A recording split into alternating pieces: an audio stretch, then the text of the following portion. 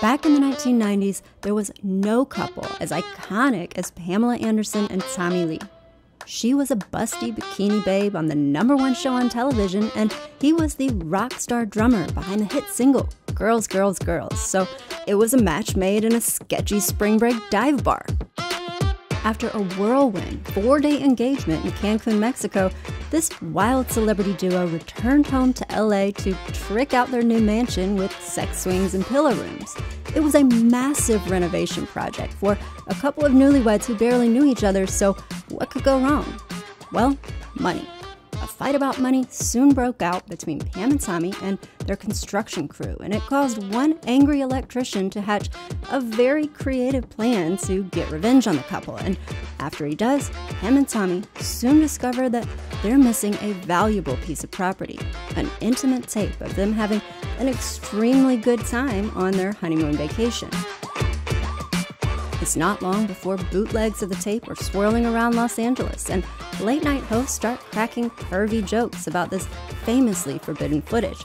Footage which, of course, eventually makes its way into the filthy hands of hustlers in the adult film business. This included the founder of Penthouse magazine, a certified mobster, and this tiny tech nerd named Seth, who was known as the Bill Gates of porn.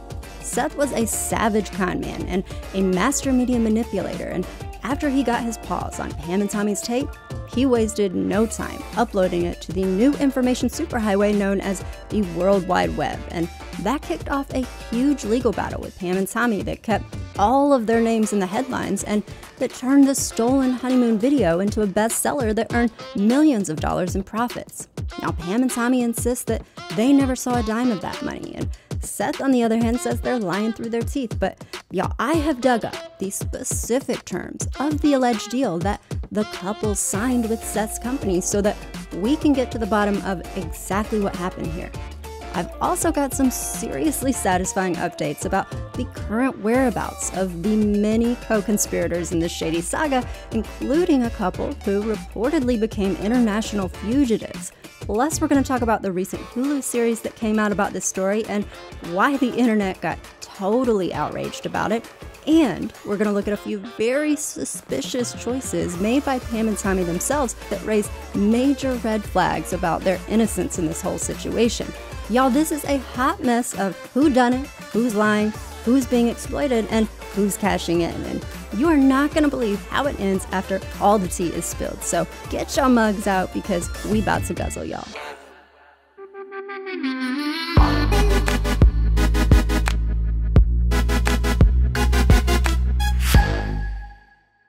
This episode of Guzzle is brought to you thanks to the generous support of viewers who have joined my Patreon. For a small monthly contribution, you get exclusive first access to channel news, and you can help me decide thumbnails, video topics, merch designs, and a lot more.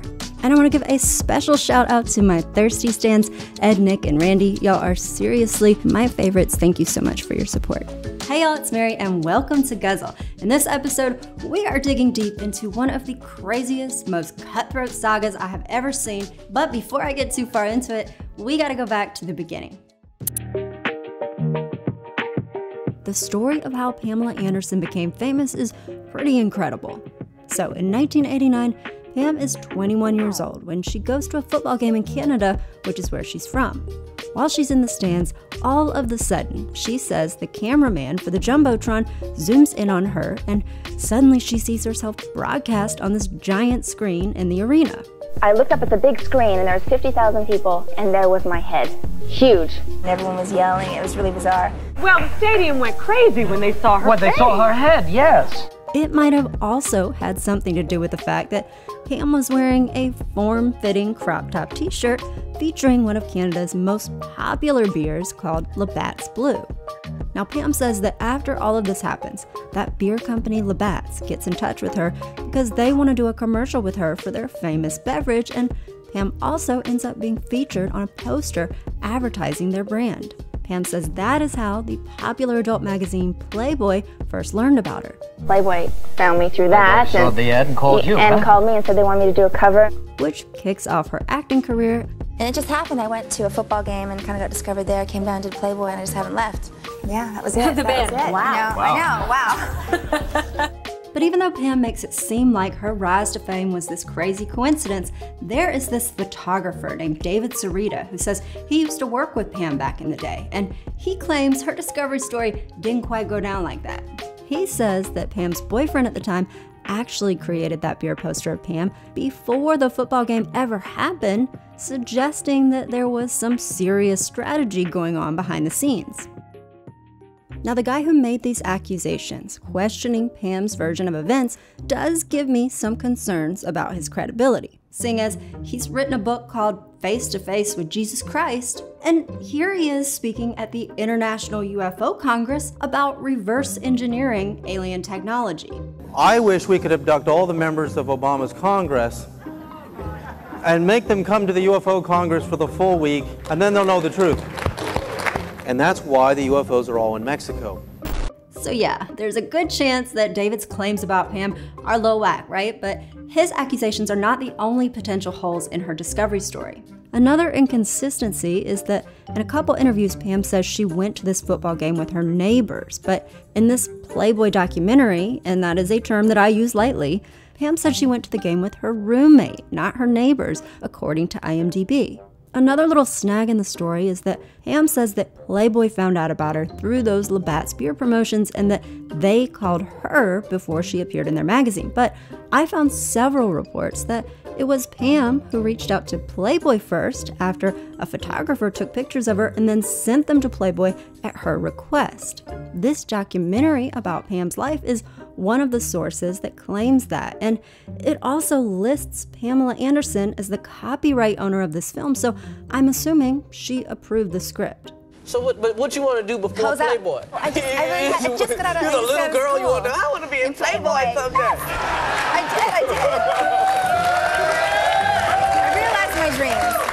Wow, well, good I for wanted you. to make it and get paid. You just wanted to get naked and get paid? Now look, these are all tiny details that might not seem worth tripping over, but I just want you to keep them in mind as we move forward in this story because there are about to be a lot of different versions and somebody ain't telling the truth. Anyway, whatever the case, after Pamela displays her assets on the cover of Playboy, that's enough to convince the casting team over at the sitcom Married with Children that she's got what it takes to fill a couple of their small parts on the show.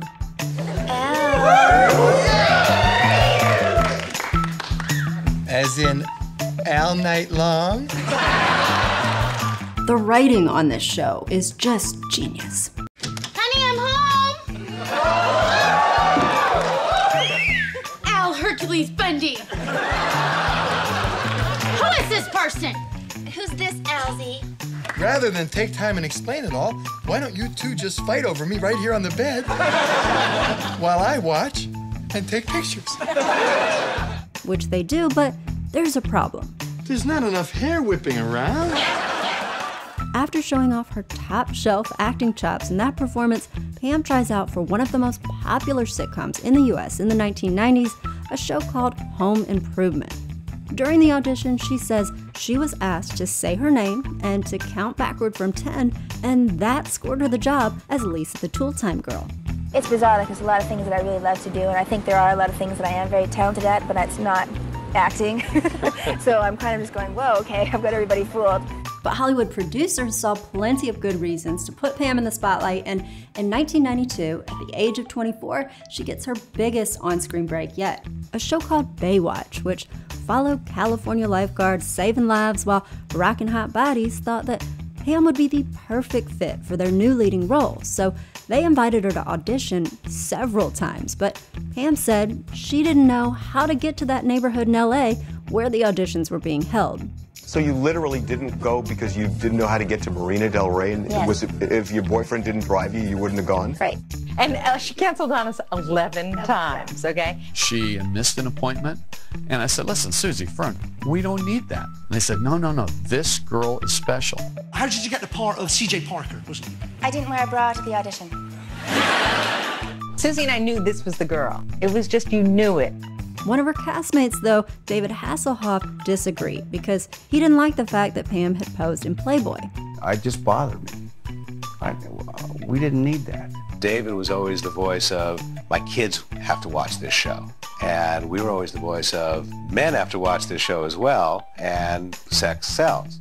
And let me tell you, Baywatch sold sex well. Even though critics trashed the show, saying the plots are as skimpy as a string bikini, Baywatch became one of the most watched TV series in the world because of its ambitious production standards. We attempt to do a lot more on screen than other shows are able to attempt. And he's right. No other show on television got so close to the edge of softcore porn quite like Baywatch did. Kids love the show because we have, I don't know if you saw what we were doing today, but we have 3 boats to the rescue, and so there's a lot of action. Yeah, I'm pretty sure that the boats are not why kids love the show and that they're interested in a different kind of action. We call her the Grand Canyon Gotta work of for a living. Baywatch because it's very difficult to get a bad shot of her. While Pam was being filmed on Baywatch, spending an unnecessarily long time to apply sunscreen, she was also increasing her exposure by posing for Playboy again. And I don't just mean once. Pam appears on the magazine so many times that she actually holds the record for the most Playboy covers in history. You, of course, I think record holder, 11-time Playboy cover girl. Yes. What is the Heft Mansion like? Actually, I just brought my kids there a few times, but my son just came up to me the other day and said, Mom, do you know what Heft does for a living? I said, no, as I was getting into the car, and he goes, he takes pictures of naked girls. I was like, oh my God, let's get out of here. But Pam was not just Playboy's favorite on paper, she was also their favorite on screen. In the early 80s, Playboy decides to expand its explicit empire from the world of print into the world of film, and so it launches Playboy TV. Now, ironically, Playboy's new TV channel was broadcast thanks to the help of the National Christian Network, which sold Playboy airtime because it said it needed to pay some bills. Anyway, when Playboy TV first began, they hired a company with a lot of experience in adult filmmaking to be their exclusive supplier of video content for their new channel, and that company was called Vivid Entertainment, which is the name that's going to come up again. After Playboy forges that partnership, they needed hot ladies to feature on screen, so they booked Pamela Anderson to star in several of their video specials, which she does repeatedly. In fact, by the end of 1992, she'd already been featured in 8 Playboy films, and 1992 was the same year that she landed her leading Baywatch role, which makes you wonder if that's why those casting ladies were so certain that she would be perfect for their show. Now, around the same time that Pam is blowing up on Baywatch and Playboy, another legendary production is about to make its debut to the world in 1991, the Internet. It spans the globe like a superhighway. Tonight, the Information Superhighway, an online network called Internet. Hi there. So you finally decided to find out what all this internet stuff is about. The net is made up of some 12,000 individual computer networks. In 1981, only 213 computers were hooked to the internet. As the new year begins, an estimated 2.5 million computers will be on the network, serving as many as 20 million people. Well, it's very hip to be on the internet right now. That certainly is cool, Paul. What is internet anyway? Internet is, Can you explain what internet is? What's a web page? Something ducks walk on? Ha ha, very funny. What do President Clinton, conservative radio personality Rush Limbaugh, and rock star Billy Idol have in common? They've all got electronic mail addresses on computer systems linked to the internet. What do you write to it like mail?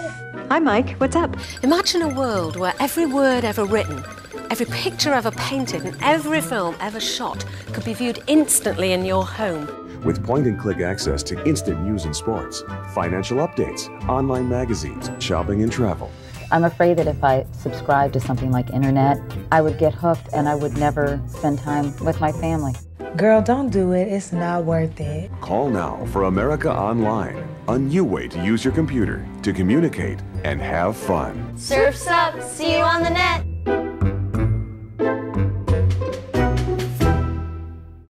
With the arrival of this breakthrough internet technology in 1991, brands scrambled to hire webmasters to build out 1.0 sites with distracting backgrounds and way too many colors. After a few years, though, the internet had blossomed enough where Playboy decided it wanted to merge onto the information superhighway too. And in 1995, it launched a paid website called the Playboy Cyber Club, where members could enjoy videos of their favorite playmates like Pamela Anderson. But the World Wide Web was not the only new venue featuring Pam on demand, because video cassette recorders, or VCRs, had become super affordable by the 90s, and that let people watch whatever they wanted to from the privacy of their own homes. The idea is, from the comfort of your armchair, you'll choose whatever video you want and it'll be played to your own TV. The Sony Color Video Cassette. Key to television on command. So this was a prime time for content producers to experiment, to try to cash in on how easy it had become to access their audiences and to sell them fresh new material to watch. And y'all, Playboy did just that, turning its most popular cover girl into its leading film star. Pamela Anderson churned out video after video for Playboy, and Playboy turned around and sold her on-screen performances on VHS tapes, and of course it aired them on its TV channel, courtesy of the Lord. By 1995, Pam had done so many film collabs with Mr. Hugh Hefner that Playboy dropped a Best of Pamela Anderson video special, curating her top hits and highlights into one collector's edition. Is it weird to feel like so many people are making money off of you? I mean, you had a #1 video, you had lots of home videos, you don't get a whole bunch of money from I never Playboy got anything video from stuff. Playboy. Yeah, You never got any extra money from the Playboy videos? No, I know it was like, I think it beat Forrest Gump and like The Lion King or something ridiculous. All these people are making so much money. I'm not the one making the money. Believe me, I wish I was, but I'm not, so. But was that about to change? Because the same year that Pam's big Playboy special drops, a much more explicit video of her would mysteriously vanish from her home.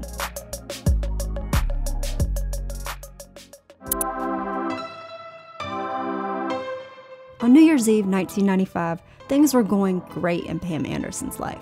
Her career was on fire, she was starring on Baywatch and on Playboy, and she had become a major global celebrity, so Pam had plenty to celebrate, especially because that evening she was throwing down at a nightclub in Los Angeles that she was part owner of, so y'all know the drinks were flowing for sure.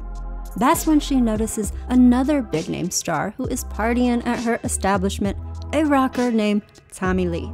He's wild all the time. He's loud, he's funny, he's got a lot of energy. If party's ever dying, he's the guy that brings it up. Now, Tommy is a heavy metal drummer in a hugely popular band called Motley Crue. If you're a pervert, say F yeah! I f***ing knew it. One of Motley Crue's top hits was a song called Girls, Girls, Girls, with a music video that featured exotic dancers. And look, the band was known to also live up to their wild onstage personas. I mean, here they are cruising around town with a bunch of ladies in a hot tub on wheels. But the band was not just racking up women, they were also bringing in lots of record sales. In fact, they'd sold 20 million records by the time Tommy Lee showed up that New Year's Eve at Pam's club, and so Tommy was kind of a big deal. So in a show of hospitality, Pam sends over a shot to Tommy, and he looks up at the waitress and is like, "Hold up, Pamela Anderson is here?" Sure enough, he spots her sitting there, and she looks particularly beautiful to Tommy that evening, courtesy of some drugs that he had taken earlier. Tommy said, "On ecstasy, Joan Rivers looks like Pamela Anderson, so imagine what Pamela Anderson looked like." So of course he's like, "I gotta go make my move," and let me tell you, Tommy brings his A-game. Tommy says, "I pushed my way into the booth, slid over her girlfriend's laps, and forced myself a space right next to her." He came bounding over, wallet chains flying, and sat down next to me. Then Tommy grabs Pam's face and he licks it from chin to temple, he says, which you might think would turn Pam off, but Tommy said she just laughed and, without missing a beat, turned away and licked the face of the girl next to her. And then everybody started passing licks around the table. We all licked each other's faces Wait a around. minute, slow down. With a charming display of affection like that, it's no wonder that Pam gave Tommy her number that New Year's Eve. But after the ball drops and the high wears off, these two stars are back to their busy schedules and playing phone tag. Well, mostly Tommy is blowing up Pam's phone, and she ain't calling him back because she's a little creeped out about how much of a stalker he's being. But eventually, his persistence pays off because after 6 weeks, Tommy says Pam finally hits him back and leaves him the voicemail that he's been waiting for. On it, she says, "Tommy, damn, you're not there. I've got 24 hours to play and I want to play with you." Of course, Tommy is straight up thrilled with this message, so he starts getting ready for them to meet up, but he says that he had learned by that point in his life that women like bad boys. So he says, instead of buying new clothes and shaving and trying to look all fresh like Pamela, I put on my dirtiest leather pants, slipped into an old t-shirt that stank of BO, and didn't shave or shower. Then he says he goes to a store called the Pleasure Chest and loads up a duffel bag with $400 worth of toys, outfits, and lubricants. So Tommy is ready for a good time, but when he goes to the hotel where he and Pam are supposed to meet, she doesn't show up, and the receptionist in the lobby is giving Tommy this sympathetic look like, "Give it up, buddy, it ain't happening." Tommy starts calling Pamela, and finally he gets through to her on the phone, and she says, "I'm so sorry I'm walking out the door right now because I gotta get on a plane tonight for a photo shoot in Cancun." That's when Tommy replies, "You're going to Cancun without me?" And Pam's like, "Yes, this is a work trip. Look, I'm gonna be on the job for 20 hours a day in Mexico, so do not come here. I will not be able to see you." She says she begged him not to fly out there. But look, y'all, Tommy's already got the duffel bag full of lube, so he's going to Mexico. So he hops on a flight as soon as possible and rolls into Cancun. Problem is, he doesn't know where Pam is staying there, so he's calling around at every hotel on the strip looking for her. Now, Pam said she signed into the hotel under a different name, and she told the security there that if they saw anybody with tattoos hanging around, don't let them in. But that doesn't deter Tommy. He keeps leaving messages for Pam, but she ain't answering because she's mad that he's there in the first place. But her friends are like, "Look, this dude flew all the way down here. You might as well just go have a drink with him." Pam said, "On the day after Valentine's Day, I called him." Tommy answers and it's like, "Dude, I'm here." He says, then Pam paused for a while and told him he was out of his mind, and he said, "I know. Are you done working yet?" Well, she was, and she finally agrees to meet up with him. Later, she said, "I had a day left in Cancun, so I figured, what could go wrong? We just go out for dinner and have a lot of fun." But it ends up being a lot more than that. Tommy said, "We found a place called Senor Frog's, which reeked of beer and margarita vomit." It was the perfect atmosphere for love to blossom, and after a few drinks, a little bit of ecstasy, and I'm assuming some AA batteries and maybe some costume changes, it's not long before Pam and Tommy are all up in their feelings for each other. Tommy said, "All I remember about that night is Pamela and I staring into each other's eyes for hours, only taking breaks to blink and drink. It felt like our hearts had been hot glued together. I had to marry her." Pam was smitten too, explaining, "It might have been the chemicals, but when he looked at me and said, 'I've never felt like this before, I want to marry you,' I said, 'I've never felt like this before either. I want to marry you.'" 4 days later, they did get married. In lounge chairs, drinking cocktails on the beach, Tommy was shirtless in board shorts, and Pam wore a white string bikini. A college kid on spring break saw the whole thing go down and said after the ceremony, Tommy and Pam made out, and then Tommy threw Pam in the water, and she emerged with her skimpy top everywhere but where it was supposed to be. Surprisingly, Pam says it wasn't until after they were officially husband and wife that they actually had sex with each other, saying, "I'm glad we waited until marriage, until it was proper in the eyes of the Lord. Hallelujah." Instead of traditional rings, they got their names tattooed on their fingers, and Tommy got Pamela's name inked on another one of his appendages, or at least that's what Pam told the New York Post. Pam said, "I don't know how that got out. There's a very select group of people who see his penis, but yes, it says Pamela." Despite that, Tommy told Howard Stern this was not true. You got Pamela tattooed on your penis. False. False? Yeah. Oh, that is false. That is false. In another interview, Pam's asked about this, and she says, "I'm not allowed to tell you because I got in trouble for that." Tommy said, "Look, will you stop talking about my penis? I always end up talking about Tommy's penis." Anyway, after Pam and Tommy's 4 days of sudden marital bliss, their fairy tale romance took a hard turn into reality when they got back to Los Angeles. Tommy said, "The moment we walked off the plane at LAX, the storm hit." He says paparazzi were all over the place, fiending to snap a few high-priced photos of these two wild A-list celebrities, photos that were sure to sell magazines alongside such a sensational wedding story. Tommy said that he and Pam fought their way through the mob of photographers and they finally make it to his car. They're driving to his place, but as he glances up the hill that is overlooking his house, he sees camps of paparazzi staked out waiting for them to arrive. It also didn't help that his home was right next to some land that was owned by the state, and that was land that the press could easily access and hang out on. This barrage of constant surveillance became the new reality for Pam and Tommy. We have photographers outside of our house all the time now, you know, hanging from trees and doing all sorts of crazy things. Tommy, what are you doing? Taking a piss, man. I can't even take a piss.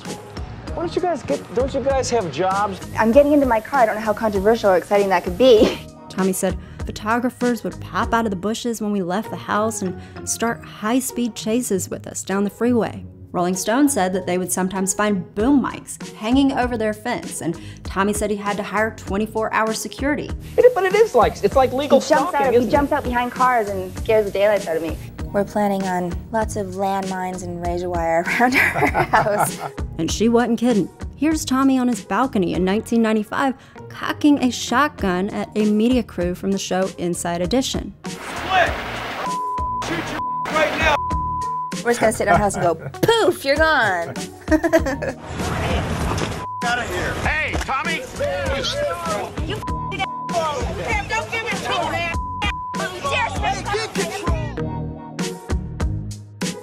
In the middle of all of this chaos, Pam and Tommy become pregnant, but the timing is not ideal. That's because Pam is starring in her first major feature film, and the production crew is like, look, we're gonna need you to make it work.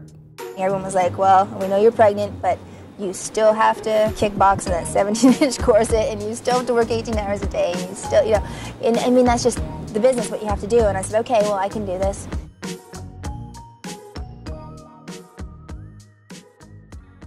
But it seemed she couldn't do it because Tommy said that Pam collapsed one day and said that as he rushed to get her medical care, the paparazzi were so intent on getting photos, they kept cutting off the ambulance on the way to the hospital. Tommy said, I could deal with them trying to crash our parties, but trying to crash our ambulance was another story. I wanted to crush them all. Tragically, Pam suffered a miscarriage and the couple lost their child. That was very stressful for me because I really wanted to have a baby, and so difficult, I think, for anybody to go through what Tommy and I went through, but you know, it'll happen when it's supposed to happen, and we're working on it full force. After all of this, Tommy said, to cheer us up and get our minds off it, Pamela threw a $300,000 surprise party when I turned 33. It was October 1995, and y'all, Pam went all out for this event. She flew in professional circus performers. There were lions and tigers, Ferris wheels, contortionists, sword swallowers. I had little belly dancers, like little people belly dancers.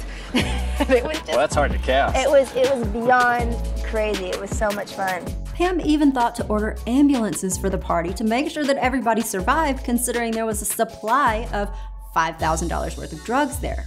And in a true spirit of gratitude for Pam's elaborate planning, Tommy partakes in all the event has to offer, partying until 7 a.m. the next morning when he's carried into his bedroom on, quote, a big-ass stretcher.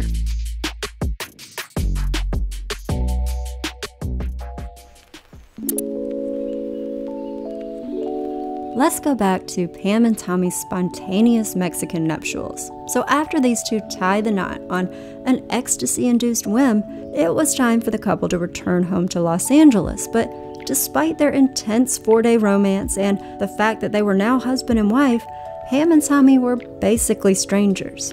She didn't even know where I lived. I didn't know where she lived. And she's like, what do you like for breakfast? What do you like? Like, we knew nothing about each other. We knew we were just absolutely crazy about each other. Ultimately, the couple decides to move into Tommy's place because he had just bought this mansion in Malibu a few days before they got married in February of 1995. Even though his sprawling estate had just been freshly built a few years earlier in '91, y'all know how rich celebrities roll. They need to trick out their home and flex with custom-made luxury. Tommy said, basically, we made it into a huge adult playground. This is our house. I know, it's really rad. A Rolling Stone article said they spent an obscene amount of money. They had a pillow room, a koi pond, a 20-foot mural of heaven and hell, and the elevator shaft. As you can probably imagine, after hearing about that $300K soiree that Pam put together for Tommy's birthday, she was a woman with endless creative ideas when it came to decorating. I wake up and I go, baby, I wanna put a swing above the piano. And he goes, awesome, okay. Let's talk about the swings. Okay. You have swings in your house. Yeah, there's a big giant one that's over the piano, and then there's one in the bedroom that's called a Chinese basket. The Chinese hanging sex chair. I don't want to get crass here, but how does something like that even work, and where do I get one? It goes to some chains onto the ceiling. It kind of goes back into a Y, and another chain I'm goes just picturing you having your own This Old House program. With so much wild ambition in this renovation project, it ends up stretching out over years, especially because Pam and Tommy keep swapping out their contractors because they feel like they can't trust who they hired. And considering that some valuable property is about to go missing from their house, they might have had good reason not to trust their construction crew. Remember, there were hordes of aggressive paparazzi lurking around their home, desperately hunting for a sensational shot of Pam and Tommy that they could sell for a small fortune. And one guy who claims that he was on the construction team at the time said that the photographers around the property were always asking the construction crew if they could snag some photos or videos of Pam and Tommy, and I'm assuming that would be in exchange for a very nice payday. With that kind of atmosphere, it's not long before, in April of 1995, some explicit personal photos of Pam and Tommy in bed make their way into a couple dirty magazines. At first, Pam was understandably upset about these photos being stolen from her home, but in the press, she played it off like she wasn't, telling a reporter, in the end, who cares?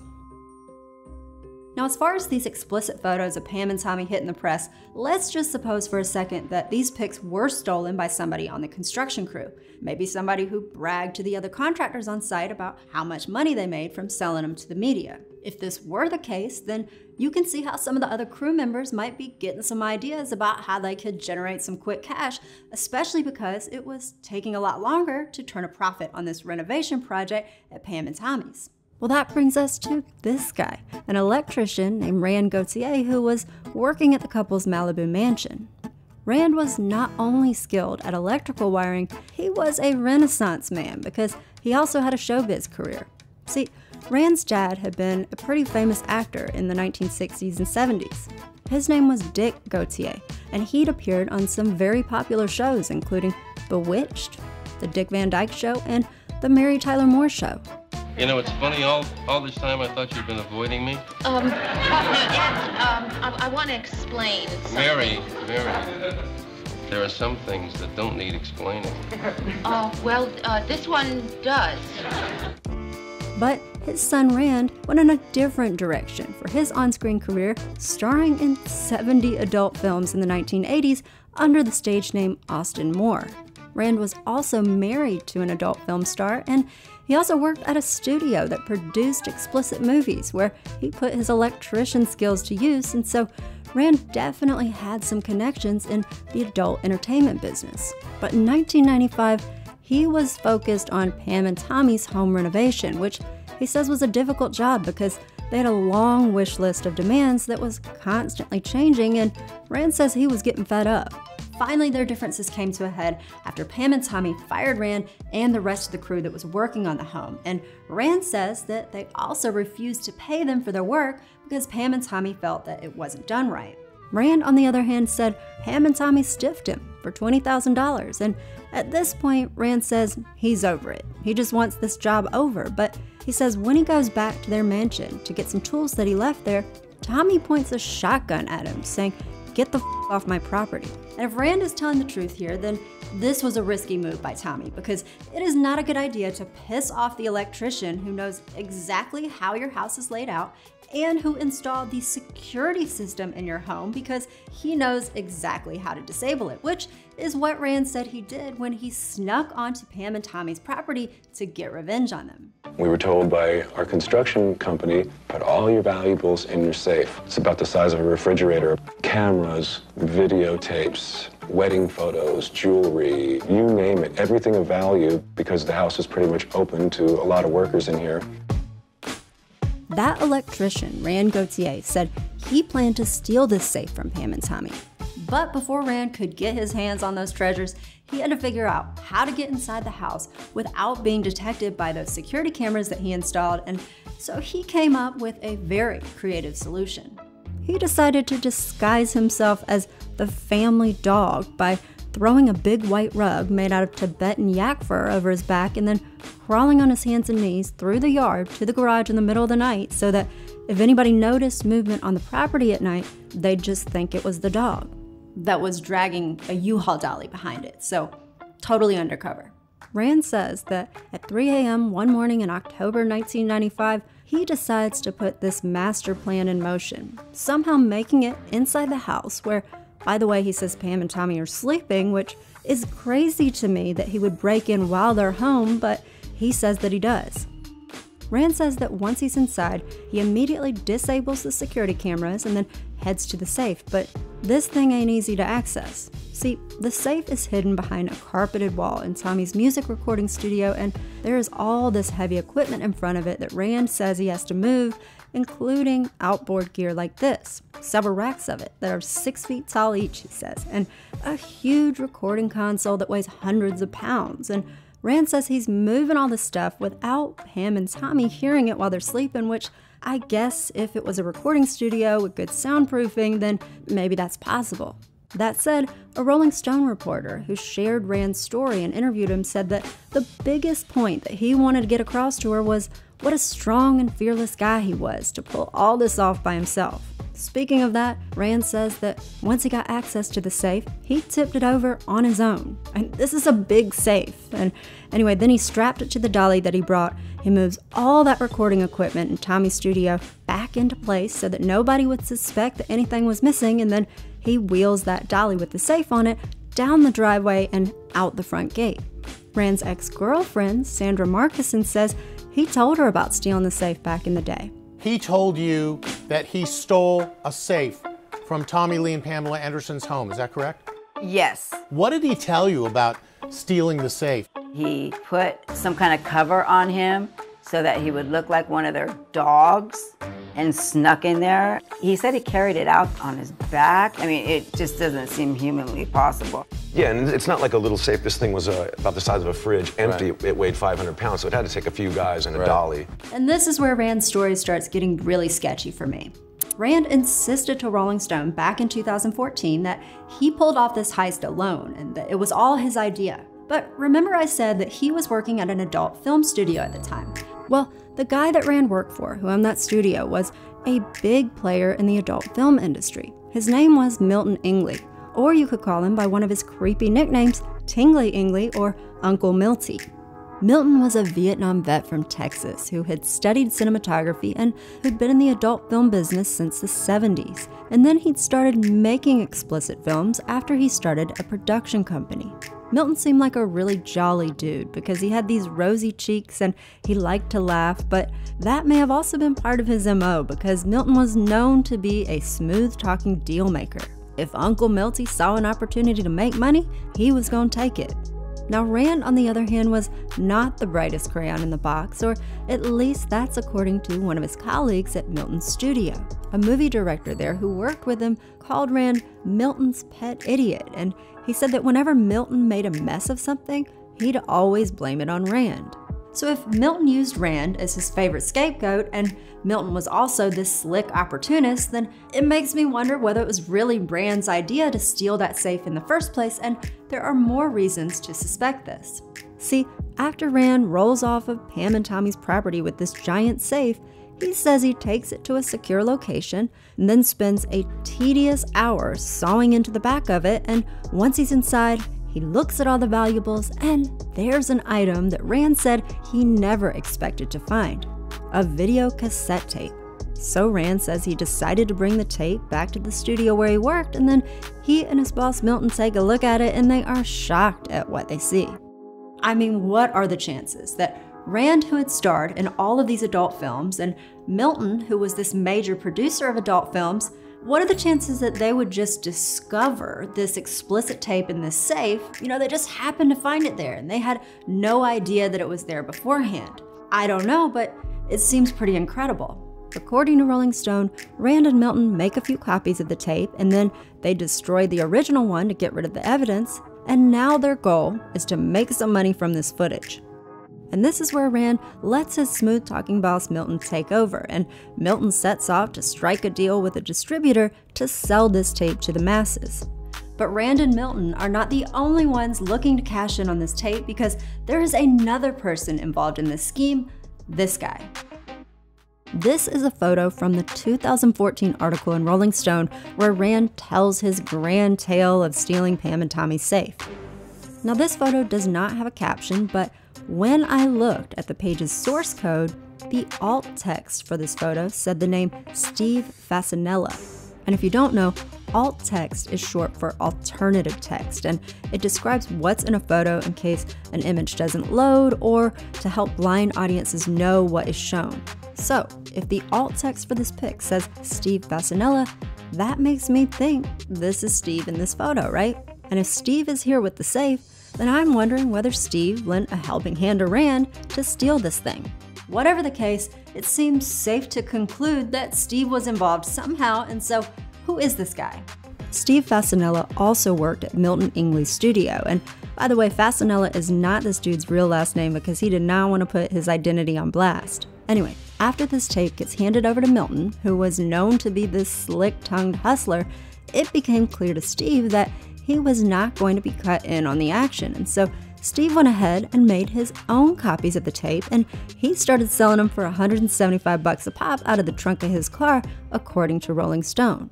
Now, why would Steve deserve a cut of the action or a cut of the profits from this tape if he didn't do something to deserve that cut? This suggests to me that he put some work in to obtain that tape in the first place in order to earn that cut, especially given this photo with his name on it. Steve also told Rand that he ought to be selling his own copies of the tape too, like he was doing, to make some cash as a plan B in case Milton screwed him over, but Rand stayed loyal to his boss. Which again makes you wonder why two of Milton's employees are involved in trying to get this explicit stolen tape when Rand says the whole thing started on a construction site. But Rand's story has not exactly stayed consistent over the years, but we'll get to that later.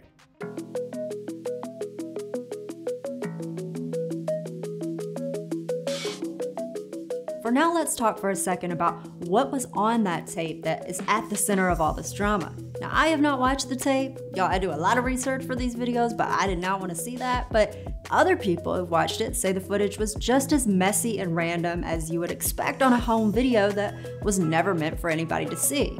The jittery handheld camera work or blurred lens will drive you nuts. It took the couple a few days before they realized the camera lens was filthy.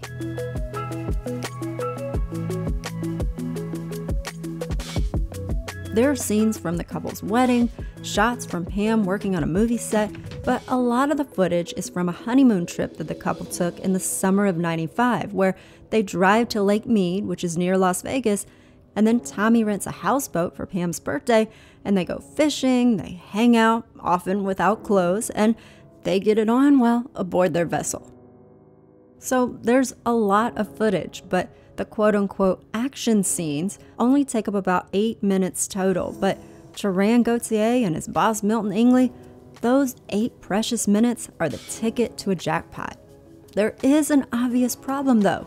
They don't own the rights to this tape that was filmed by Pam and Tommy and was reportedly stolen off the couple's property. And so as Milton's hitting up all his industry connections, including the prestigious Ron Jeremy, nobody wants to touch this tape because they know Pam and Tommy have not signed a release letting this private footage be sold. And so where do you turn when you can't find anybody willing to break the rules? The mafia.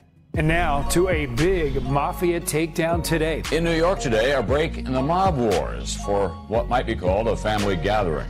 The war is between two factions of the Colombos, one of New York's 5 organized crime families.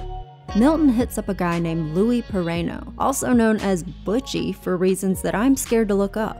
Butchie's dad is a mob boss with the infamous Colombo family crime ring, and his father had also financed one of the earliest adult films to gain a mainstream audience, a movie called Deep Throat.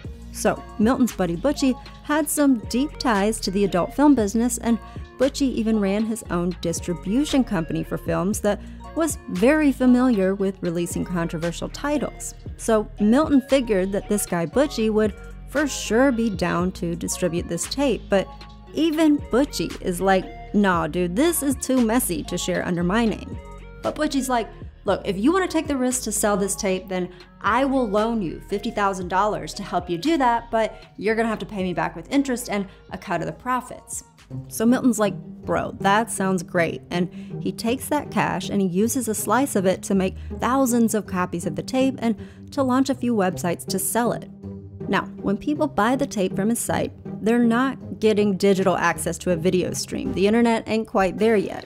Instead, Milton just tells customers to send a $55 money order to his t-shirt company, and then Rand is in charge of shipping them a VHS tape through the mail. People really paid $50 to watch a private video? What's wrong with them? Never seen that tape, and I'm no saint, believe me, but watching people's privacy just doesn't do it for me. I feel guilty for watching it a couple dozen times. At this point, word was spreading that Pam and Tommy's tape was available for sale on the Wild West frontier of the young internet, which was a place where you could order a copy of this private footage without the humiliation of facing a cashier and taking what many considered a walk of shame out of an adult video store. But even though this footage was getting into the hands of a lot of people, the owners of the tape, Pam and Tommy, still had not even noticed that their safe was missing. But in December of 1995, just a couple months after Rand says he stole the safe, all that changed when Pam and Tommy took a holiday trip out of town. Pamela and I went to England for Christmas. Came back from London, and I was going down to get something out of the safe, and it was hidden behind a big roll of carpet, a carpeted wall. And the safe was gone, the whole safe. I mean, all of our stuff, like cameras, watches, there was guns, there was... The sex tape. The tape. One guy, impossible. Two guys, still very difficult to get the safe out. Inside job? We think so. Tommy said, the way I figured it, they must have removed the safe with a crane. There were no broken locks or windows, so the only people with the keys were my assistant and the construction crew.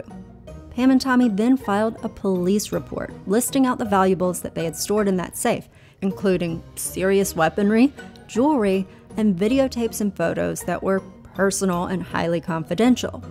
They also hire a private investigator to track down who stole the tape, which honestly shouldn't have been too hard to figure out considering that the website that was selling it was registered to Milton Ingley. Now with that said, Milton was definitely not the only one in town interested in sharing this tape, because Pam and Tommy were about to learn that a much more powerful player in the world of adult content had gotten a copy of their private footage. Before we move on, if you're enjoying this video, I would really appreciate it if you gave it a thumbs up and a comment down below. That really helps me score points with the YouTube algorithm guides. And another way you can support this channel is by snatching up some Guzzle merch.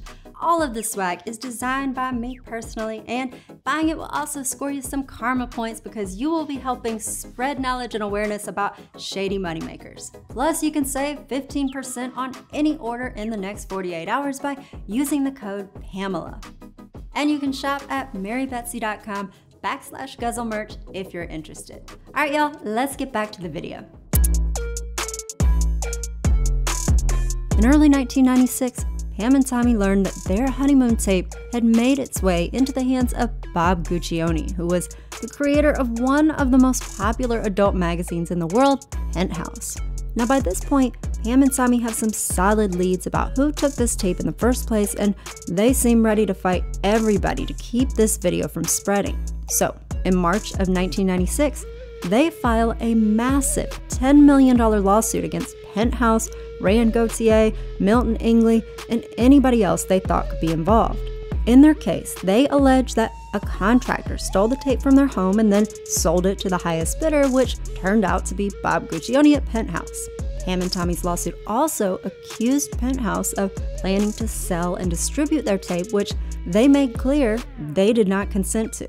Now, Penthouse confirmed that they did in fact have a copy of this tape, but they said they were not the ones that stole it. Instead, they said they acquired the tape while gathering the news, like the upstanding journalists that they are, and so they had a legal right not only to keep it, but to share the video with the public because this footage was so newsworthy. Now, why was it newsworthy?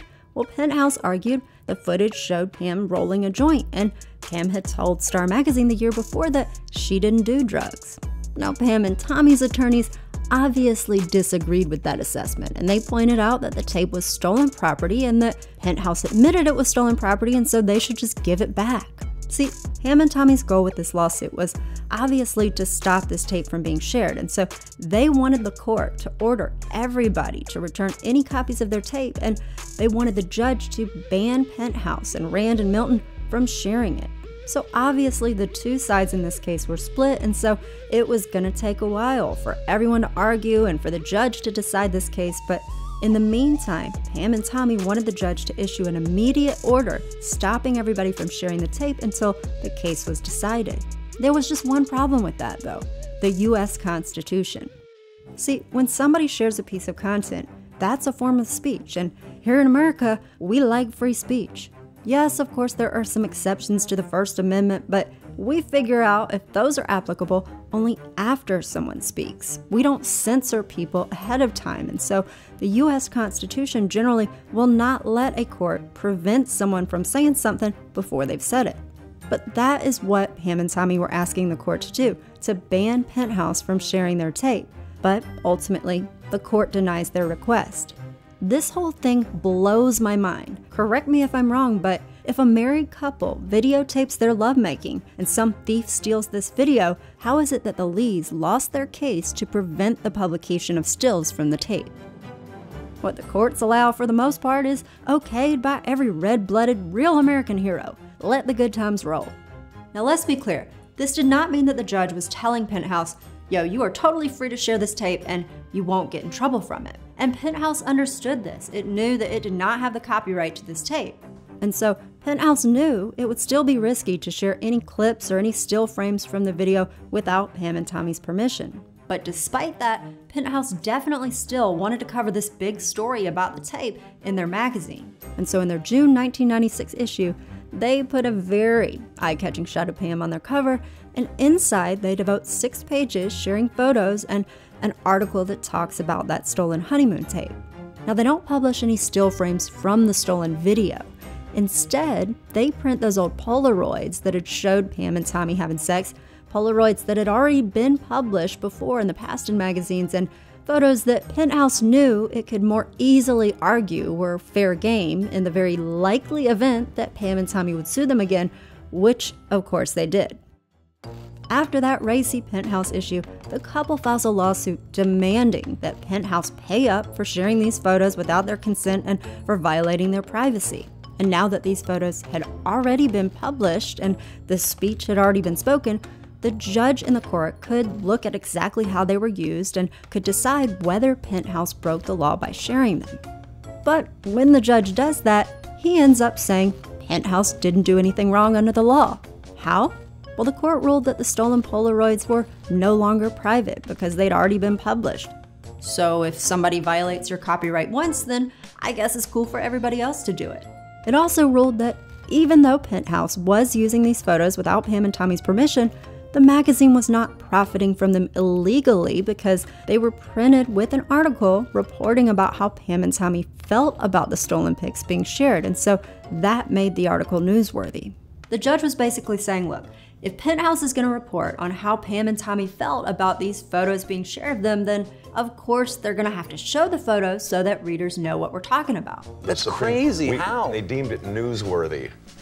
How? Right. How was having I think sex it was with your size wife? made it newsworthy. It wasn't just average, it was newsworthy. That's just crazy. That's the craziest thing I've ever heard. And look, as a journalist, I definitely appreciate the value of fair use when it comes to copyright and news reporting. And look, this channel Guzzle would not even be possible without that. But I still feel like there need to be some limits when it comes to sharing stolen images of people having sex. But the judge felt differently.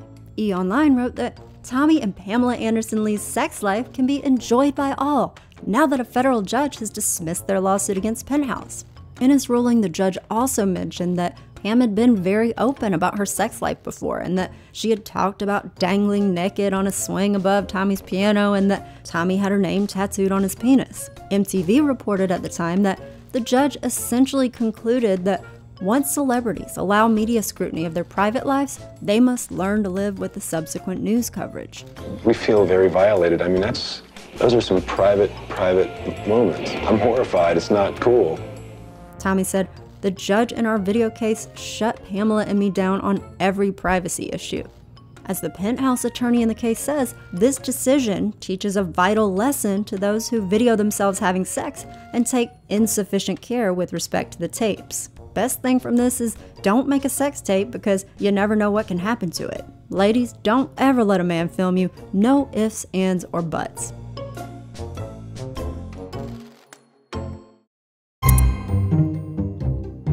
In July 1997, the website for E! Entertainment News, which is owned by the family-friendly Walt Disney Company, it publishes a review of Pam and Tommy's private tape.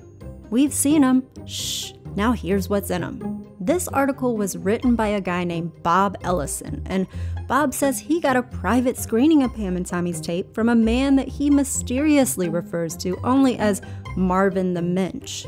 Now, Marvin sounds very similar to Martin, and oh look, here's a Milton Ingley starring in a film called Anal Therapy, the sequel, which was directed by Milton Ingley. And this writer Bob later admits that Marvin the Mensch was, in fact, Milton Ingley. Now, secondly, let's talk about the term mensch. Mensch is a word that's used in the Jewish community that means someone with extreme integrity and morals. The Jewish Chronicle explains that a mensch acts with self-restraint and humility, always sensitive to the feelings and thoughts of others. So y'all, let's see what a mensch this Marvin, aka Milton, guy is. Milton tells Bob that he acquired this private video of Pam and Tommy because he just happened to stumble upon this lonely tape lying in the middle of the road. And Bob thinks this discovery is nothing short of a miracle, and he describes it with all of the excitement of a horny pubescent boy. Finding this tape was the kind of divine break many dream of, when Lady Luck at long last not only plants a big wet one on your parched lips, but gives you a hickey. Now this writer Bob clearly knew that Milton's story about finding the tape on the road was BS, because he later admits that Milton talked to him about how Rand Gauthier was involved and how Rand supposedly broke into Pam and Tommy's safe, but Bob doesn't mention any of that in this story. And he also doesn't point out that a real mensch would return this private tape to its owners. No, instead Bob praises Milton for taking the tape public. He writes, "Exercising the entrepreneurial spirit that has made America great, Marvin the Mensch planned to market this video on the internet." Then Bob says he goes with Marvin, aka Milton Ingley, to a warehouse in LA where he watches Milton edit down this footage from about 3 hours to a tight 60-minute version that he can sell to the masses. Shame on Marvin. What kind of lowlife would steal a video from someone's home and then have the audacity to sell it? I think whoever stole the videotape should have been put in jail. Who cares if someone is selling their tape? I mean, it isn't as if we haven't seen her before and seen a lot. Tommy and Pam get what they deserve. Marvin should profit as much as possible if the Lees were stupid enough to make this tape and then they were doubly stupid for letting it out. Let's go back to Bob's review of this tape on E's website though. Before diving into his critique, Bob explains that he just wants to educate and inform in a sophisticated, civilized manner, as if there's a civilized way to violate someone's sexual privacy. He writes, birds do it, bees do it, yep, even celeb fleas do it. But surprise, no differently than the average putz and bimbo. Bob then goes on to rate how Pam energetically performs and describes how Tommy honks the boat horn, but not with a drumstick. Now Bob's not the only one giving his 2 cents on this video though, because the New York Daily News also publishes a piece. Fun with Pam and Tommy really begins when he wakes her with a rose on her birthday. After picking through her bikinis, he leads her blindfolded to the yacht that is her present. In the water on the boat, Tommy goes fishing. Meanwhile, Pammy's right there wearing nothing but Pammy. And Pam is happy. Soon, she makes Tommy happy too. Howard Stern said, "It's the greatest tape I've ever seen in my life. What's cool about it is that, like, you get to live their lives with them." One reviewer wrote, "This is 45 minutes worth of premium Americana. Showbiz success enjoyed the way God intended it, in a 4-wheel drive truck." Another person commented, "Those who wonder how a Hollywood celebrity lives, this stolen private tape is extraordinary. We can see that Pamela had a poor wedding ceremony, that her house seems totally ordinary, and that her vacations are really simple. In a sense, she's like us." Rolling Stone wrote that it's a 54-minute home video depicting about 8 minutes of the sex that Americans are most likely to sanction. White, straight, married, and in love. You and Tommy's sex tape, my husband and I insist. No. I've never seen it, and I will never see it. We have. I lived it. It was the best one of all time. Because it was innocent, probably. It was so innocent. I thought it was kind of sweet. All they do is tell each other that they love each other and run around naked. Big waste of time. It made me far more angry than aroused, and I don't think you could pay me to sit through it again. Put it on at your party if you want everybody to leave. I rented this during a dull weekend just for curiosity's sake, thanks to all the media hype. It succeeded in making my weekend even duller. This tape sucks. Talk about a bunch of hyped up crap. Ever enjoyed watching your neighbors' home movies of their vacations? Thought not. And this really does help support Tommy's claim that we weren't trying to make a porno, just trying to document our vacation. With all of these reviews, it was clear that a lot of people were getting their hands on Pam and Tommy's tape, and that was thanks in part to Bob over at ETV, who says this article got tons of traffic after it was published, probably because it shared the URL where Milton was selling the tape. Which, by the way, Bob knows Milton does not have the rights to because he writes that specifically in this article, but who cares about Pam and Tommy's rights? Well, not E! Entertainment, because Bob said that after this story goes up on its website, Pam's attorneys called them and wanted them to take the URL down, but Bob said the editor of E! Online was like, "No way, the story needs the URL to prove that we're telling the truth." Because obviously they care so much about telling the truth after covering up how Milton actually acquired this tape.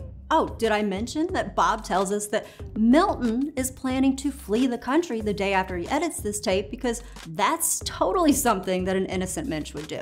But apparently Disney and E! were willing to overlook that very obvious red flag because Bob says they liked how he handled the story with humor. And I, for one, think it is hilarious to expose someone's most intimate moments without their consent. If you and your lover made a tape, would you like some jerk selling copies of it on the internet? I'd blow up his home with a bomb. There is a boundary, and generally we can all recognize where that line is. Short-term profits, maybe even long-term profits, do not excuse clearly unethical decisions.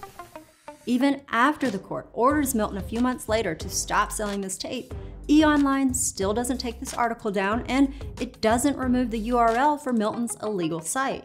Instead, Bob writes that Milton was steadfastly refusing to shut down his operation, calling him a ballsy, artful dodger, pogo sticking from continent to continent to avoid being caught by the court.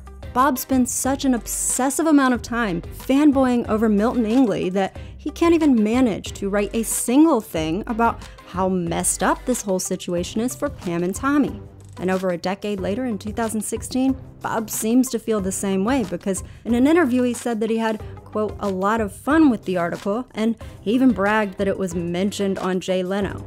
I maybe told one little joke or something. One? You're supposed to be my friend, and you're like, you know, jump on the bandwagon, everyone's making fun of us. I'm sure. Tommy's been taping them. I've got it here. What do you have? Pamela Lee and Tommy Lee. Pamela Lee and Tommy. Pamela and Tommy Lee. Pamela and Tommy Lee. Tommy and Pamela Lee. Tommy and Pamela Lee. Pamela and Tommy Lee.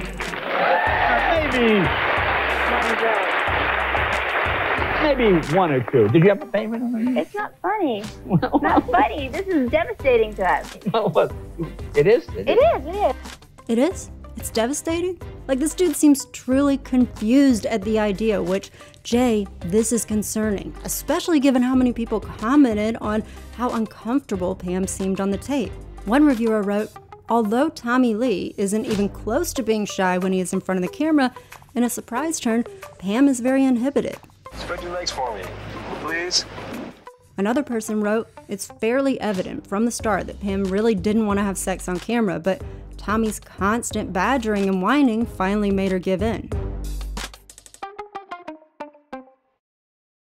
With so many people giving their opinion about the video and with late-night hosts patting themselves on the back for making jokes about what's now considered a sex crime, that obviously meant that plenty of bootlegs of this tape were swirling around, despite the fact that this tape would cost you $100 early on, which I'm guessing was Milton's ambitious initial launch price, but people quickly let him know that that was wishful thinking. $100, no way, it's too expensive. $100 is too much, but I would still like to see it. If anybody wants to split it 50-50, let me know. And as you'd expect, after several comments like this complaining about the high price tag, a shark swoops in ready to undercut the competition because, after all, if Milton could sell this tape without a license or permission from Pam and Tommy, then what was stopping other people from making copycat bootleg sites? Morals? Please.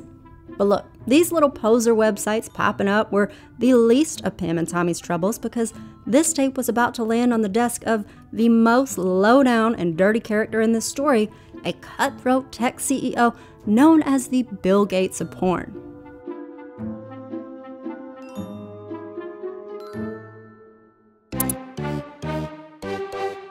About a year after Rand Gauthier allegedly steals that private tape from Pam and Tommy, the video ends up in the hands of this guy, Seth Warshavsky. Seth is a teeny tiny little 25-year-old computer nerd who had made a big name for himself as one of the first colonizers of the new internet frontier, and his special arena was adult entertainment. Seth was called the virtual Hugh Hefner, the Larry Flint of cyberspace, the Doogie Howser of the adult industry, but in reality, yeah, he was the Elizabeth Holmes of smut, but we'll get into that later. I know your desires. I know your secrets. I know your innermost fantasy. Call me now, and let me make you feel like a real man. Seth Warshavsky started his journey as a tech entrepreneur, i.e. conman, by running a phone sex business at 1-800-GET-SOME. Yes, that's right. If you're young and watching this, people used to call somebody on the phone and talk dirty with them before the days of OnlyFans. Want a bath? Yeah. Okay. You know, I first got started in the adult business. I was like 17 years old. I got started in the phone sex business. I wasn't even old enough to call. You know, started it with $7,000 on 2 credit cards. We ended up doing about $60 million in revenue. But once the information superhighway was paved, Seth, being the digital dweeb that he was, recognized its potential and decided to move his salacious services online. In about, I think, early 1995, I started exploring the internet because it was, the natural, evolution for this type of material. Or if you asked one of his alleged former business partners, he'd tell you that Seth pulled a Mark Zuckerberg and stole his idea after they were supposed to do a deal together. Whatever the case, Seth ends up starting a new company called Internet Entertainment Group, or IEG for short, and in January 1996, IEG launched not only one of the first adult sites on the web, but one of the first big commercial websites, period, according to Seth anyway. Even though porn might seem like a shady industry to some folks, look, Seth was a man of morals, okay? He even testified in front of the Senate about how children needed better protections from adult content on the web, which was definitely not just a publicity stunt to get attention for his company. No, Seth did this because he cares about children's safety. Oh, did I mention the name of his first site? It was Candyland. Now that name did not last long, seeing as Hasbro, the toy company that makes the Candyland children's game, was not such a fan of Seth using the name of their product, and so they sued him, and Seth had to relaunch with a new URL, clublove.com. Because this is about romance, people. Seth gets the word out about his new site by creating some of the internet's first ever pay-per-click ads at a time when they were dirt cheap because there was very little competition. So Seth is reportedly dropping $250,000 a month on these ads, and so he's getting some traffic. Once curious web surfers land on his page, they can enter their credit card information to become a paid member of Club Love, where he would auto-bill them for their subscription, which was supposed to give them live access to live streams of women stripping down and performing solo, so to speak. If a woman chooses to make money by performing, nude or doing it, she has a right to do that. I don't think it's degrading. Says the guy whose site says, live sluts doing very nasty things. These hoes are going at it. For $29, they can access anything within the site. They could talk to me every day that I'm here if they wanted to for $29, rather than going out and renting a movie every day. Seth claimed that his company, IEG, was a leader at live streaming, which was an innovative feature during the early days of the web. The internet gives you true live interactivity. You can actually talk to a woman, tell her what to do, and she does it. They can tell me, would you stay in doggy style? And it's like, yeah, sure. Or they can type it in and they can ask me to do that. So they're getting exactly what they want. Now I have a request for you, doggy style. Just like that, thank you. We're open 7 days a week, 365 days a year. We never close. Seth proudly advertised that IEG offered uninterrupted, live interactive content. He even bragged that his service had an earthquake contingency plan.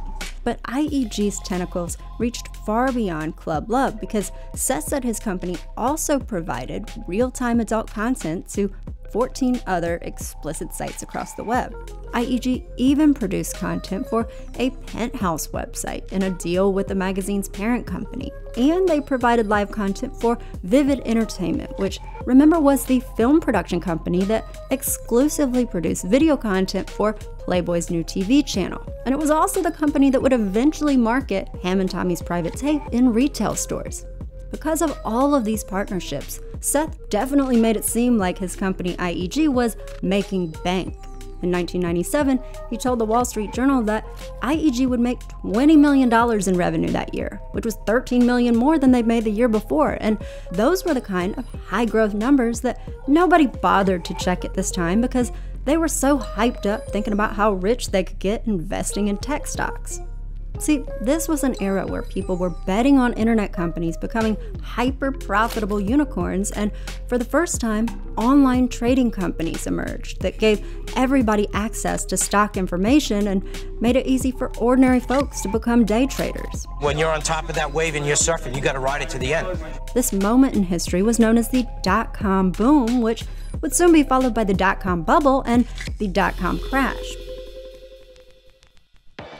The information technology revolution. It's a hell of a mouthful to say, but it's a very profitable mouthful worth saying. If you don't get on this technology boom, if you don't compete, you're gonna just be left in the dust. You're gonna miss the whole thing. Every business, no matter how large, no matter how small, will be on the internet in the year 2000. That's probably one of the biggest socioeconomic changes that's ever hit the planet. This is affecting hundreds of millions of people already. This is going to affect billions of people. It's going to change economics. That's why Jurvetson and other venture capitalists are investing in the internet, because it changes the way business operates, how we earn a living, how we buy products, how we interact with each other. What we've got here is a broad-based wealth creation machine, and that's what it is. This is a money machine. It's printing it like there's no tomorrow. It is no different than when the cable industry started. It's no different from when the first television networks started. The money is flooding out of Wall Street like the dam has burst. There's just puddles and puddles of money out there looking for good ideas. And so instead of the rigors that we went through of an extensive business plan and presentations, it's much, much easier to get funded now. Well, I don't describe it as a bubble. There's a phenomenon with internet stocks versus all other stocks. That's been going on since the internet started. The old timers like us wait for the day of reckoning. Wait for these people who are speculating to be smacked down. Everybody's invested, everybody's happy, everybody's making money. Something's wrong here. I would be a certifiable lunatic if I said the market was going to crash. I think that's just going to continue. There's no reason why we couldn't extrapolate that to the moon at this point. The media was so eager to break stories that foretold the digital revolution that they ended up pumping up these tech companies without always doing their homework, and nobody was spoon-feeding them better headlines than Seth Warshavsky. The Wall Street Journal wrote, "Cyberporn is fast becoming the envy of the internet. While many other web outposts are flailing, adult sites are taking in millions of dollars a month. How can X-rated fare rack up profits online when so many mainstream websites continue to struggle?" Wired magazine explains, well, Seth's discovered the obvious. Sex sells, and it sells well on the internet. You never really lose. It's cheaper to produce than mainstream content, and it's easier to sell. Sex is something that's always on everybody's mind, and there's nothing wrong with it. I'm in a business where there's a huge demand for what we provide. It's a multi-billion-dollar industry, so there's a lot of money to be made. The net is the ideal medium for this content. There's no stigma to it, and there's no walking down to the corner shop. It's an environment that's totally anonymous. It's totally impulse-driven. You know, rather than driving to the adult bookstore, you turn on your computer and you're there. And it combines all of the elements of every medium. So why would anybody turn to anything else when they can get everything right now, the way they want it, completely privately? Completely privately. Now, Seth was not just trying to dominate the web's market for sex, though, because he was building a digital empire that branched out in all sorts of seedy directions. His company, IEG, had a website with an online casino, a site that sold advice from psychics, sites that sold vitamins and attorney services, and of course sites with the ever-classic get-rich-quick from real estate. Here's a cutting-edge site that showed you real-time quotes from the stock market alongside explicit images so you could multitask. Oh, and IEG also had an online medical division which sold prescriptions like Viagra during a time when the laws regulating online drug sales had not quite caught up with the technology. Want to see a surgery performed live? Just tune in to one of IEG's pay-per-view webcasts. Or how about a site that featured a real-life version of The Truman Show with an adult twist that live streams 7 women in one house with 47 cameras rolling 24/7 to an audience of voyeurs with way too much time on their hands. It was this kind of impressive ingenuity that earned Seth a spot on Time magazine's list of the 50 most influential people in technology, where he was crowned a, quote, relentless innovator and listed with the ranks of Bill Gates and Jeff Bezos. You know, I want IEG to be kind of the Viacom or Time Warner of new media. I don't see there being any obstacles. Plenty of reporters were falling for this fake clout that Seth was selling. He'd even managed to BS his way onto 48 Hours and in front of Barbara Walters for an interview. But look, don't get it twisted. Seth was not a skilled entrepreneur. Even though Seth's company, IEG, said it specialized in live content, that was a false advertisement. One former employee named K.L. Simmons said that the livestream department was a complete mismanaged mess. She said IEG did not want to pay for performers to be there 24/7, and the most important part of her job was covering up the fact that the streams were not actually live as promised. So she'd lie to customers and tell them that the phones were down to explain why they couldn't chat with performers like they paid to. And I found this documentary that features IEG and Seth that showed this chat screen where a live stream viewer asks, is there something wrong with the phones? So apparently IEG couldn't even get their services to work on the day that they're filming for a show where Seth then brags about how live and interactive his company is. Another ex-staffer said that IEG would often take orders for products, charge customers credit cards, and then never ship them anything at all. And that is just the tip of the iceberg when it comes to how shady Seth was, but we will get more into that in a minute. But for now, the point is that Seth was not the successful businessman that he pretended to be. What he was good at, though, was manipulating the media with scandalous publicity stunts.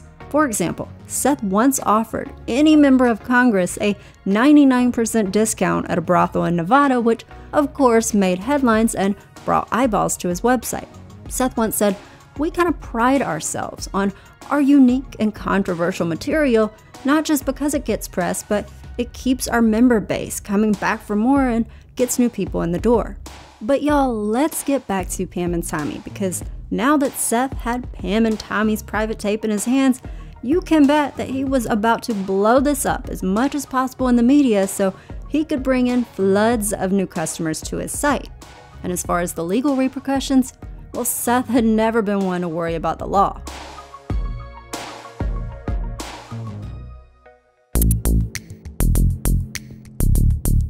Hi, I'm Richard Hart. And I'm Gina St. John. Welcome to CNET Central. The mantra of the World Wide Web for the past year has been content, content, content. Everyone has become a publisher. And a lot of celebrities and corporations are less than thrilled about what's being said about them on the web. You know, there was a time when you only had to fight bad press in magazines and on television. But now, scandalous websites can pop up in a matter of hours for all the world to see. On November 3rd, 1997, Seth Warshavsky does one of his favorite things. He issues a press release. His company, IEG, announces that it has obtained the infamous stolen honeymoon video made by Pam and Tommy that you've been reading about everywhere, and IEG is going to broadcast the video live on its Club Love website for all of the internet to see. Now, several former employees of IEG said that Seth never really thought he would be able to show this video online because he figured that Pam and Tommy would sue him and a judge would prevent him from sharing the video, but they said he didn't care about that. He just wanted the publicity that would come from this press release and from the lawsuit that Pam and Tommy were definitely going to slap him with. And of course, after Pam and Tommy learned about Seth's plans, they head right on down to the courthouse to file a suit against Seth's company, IEG. In their suit, they again asked for the court to issue an immediate order banning IEG from sharing the tape while the lawsuit was being decided, and they said that IEG should pay them damages for receiving stolen property and for trying to profit off that property and off their image without their permission, and for invading their privacy. But Seth had his own clapback, saying, "Our position is that the tapes are not their private material anymore." One newspaper reported, in a move bound to inflame and complicate the already inflamed and complicated issues of privacy and free speech on the web, IEG is adopting a time-tested position, finders keepers. When material comes across, we look at it and we analyze it and we think, do we have the legal right to put this out? IEG was arguing that Pam and Tommy had forfeited their right to privacy because he said they gave a copy of the tape to Howard Stern and then let Howard publicly interview them about it on his radio show. IEG's attorneys said they discussed at length the activities on the videotape, the fact that they were having sex in the car, they were driving down Highway 15 and almost got in traffic accidents, that he almost lost control of the boat when they were having sex, and the judge cut him off saying, "Land, sea, and air. I get the point." If your bedroom is unavailable, your next favorite place to have sex is the following and why. Car. Sweet. It's a hydraulic.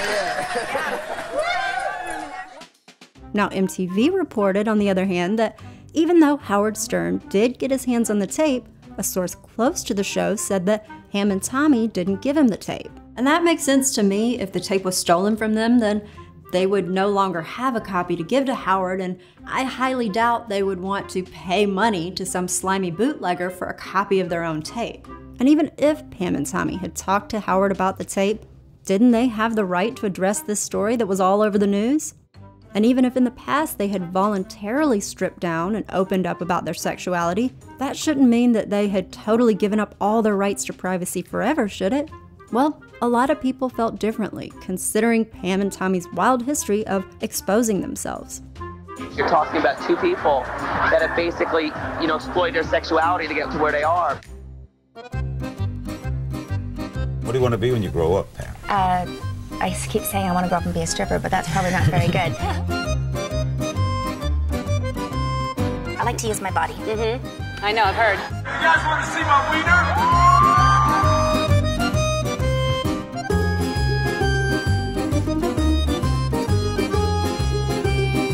Someone asked me, they go, "Where's your favorite place in the house?" And I go, "On my swing above Tommy's piano, naked." And he goes, "Tommy, where's your favorite place in the house?" He goes, "Underneath Pamela's swing."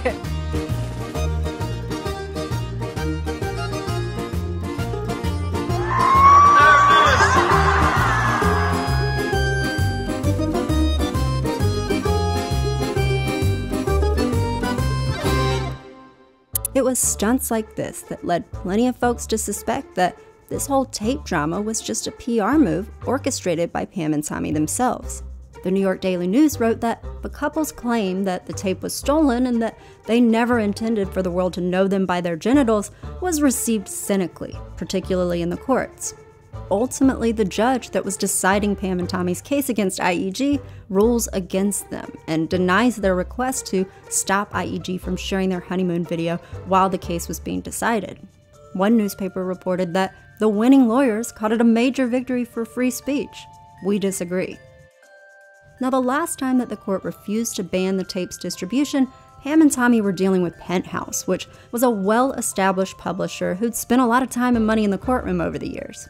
But this time, they were dealing with Seth Warshavsky, a pint-sized new kid on the block who gave no f***s about the legal consequences as long as it was getting attention for his company.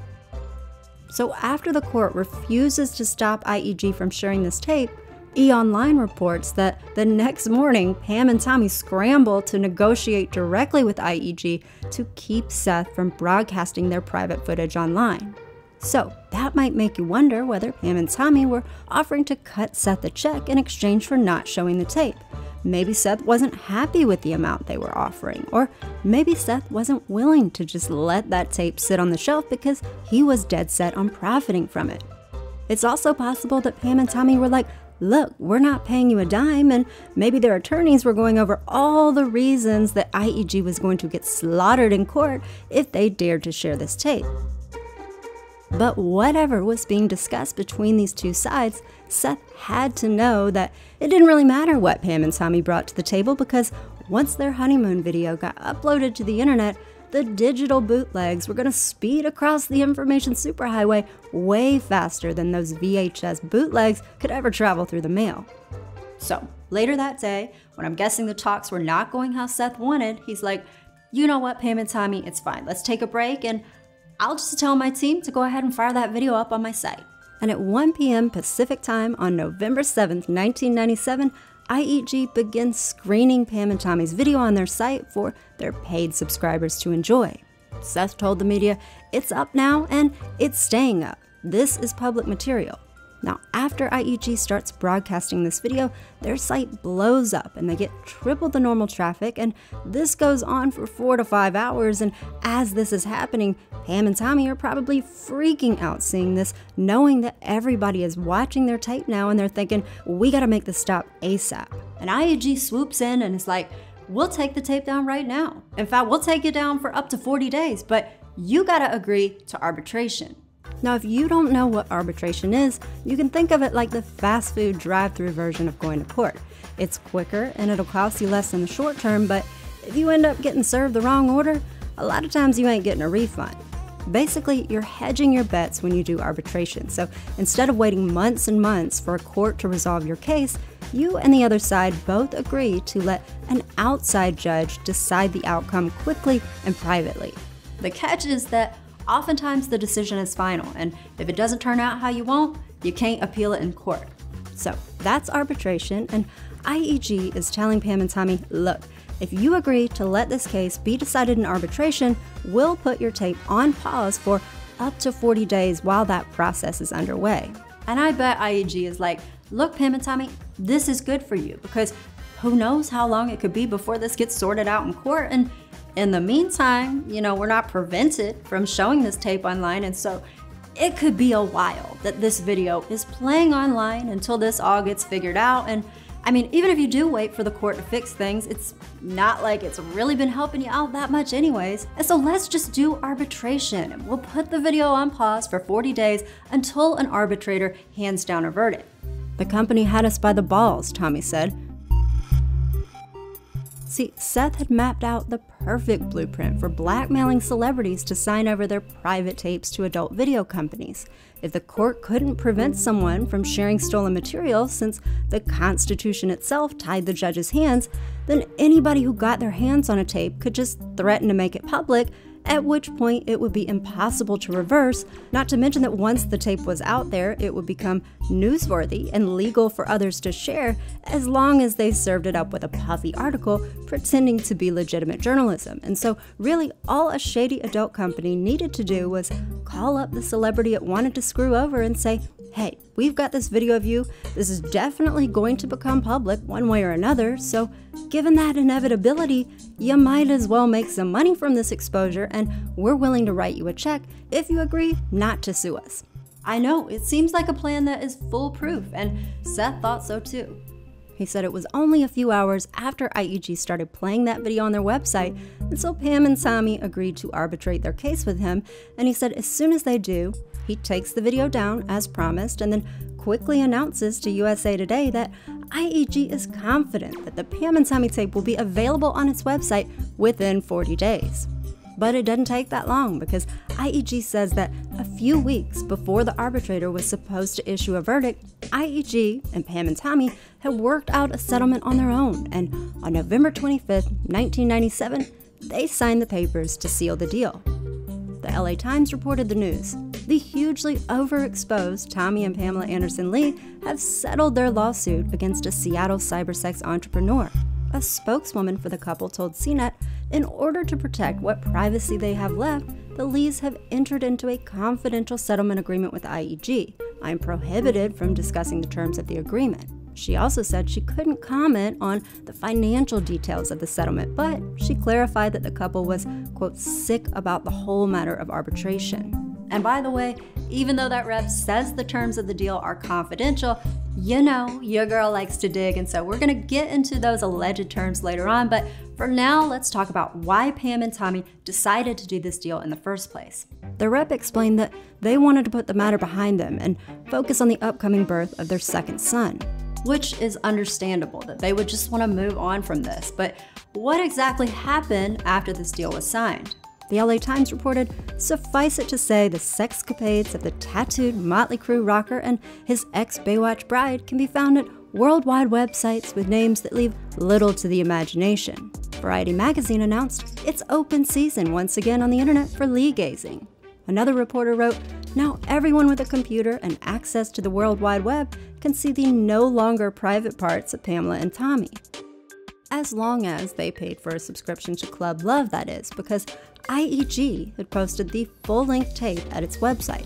The director of sales and marketing for IEG told Rolling Stone, our servers were rocked. It was insanity. We had thousands of sales a day, every day for months. And as you can expect, once that video was digitized, there was no stopping it. Ham, XXX clips on MPEG. Video, JPEGs, where? Dude, you gotta email me that URL. Don't like either of them, but why not see what all the hype is about?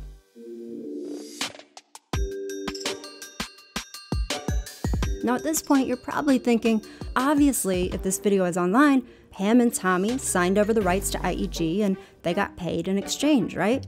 But this is where things get extra messy because there are a lot of different versions being told about what exactly the terms of this deal were and about whether there was a deal in the first place. For example, about a week after the deal was supposedly signed, Variety magazine reports that Pam and Tommy agreed for IEG to have the sole license to distribute the video, and ClubLove.com also said IEG sites are the only venue in the world where the Lees have agreed in writing to allow for the viewing of the famous tape.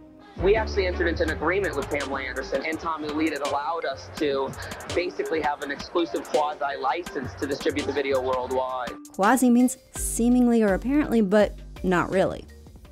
However, remember that Pam and Tommy's rep had said she couldn't talk about the terms of the deal, but by saying that, obviously she was acknowledging that there was a deal in the first place.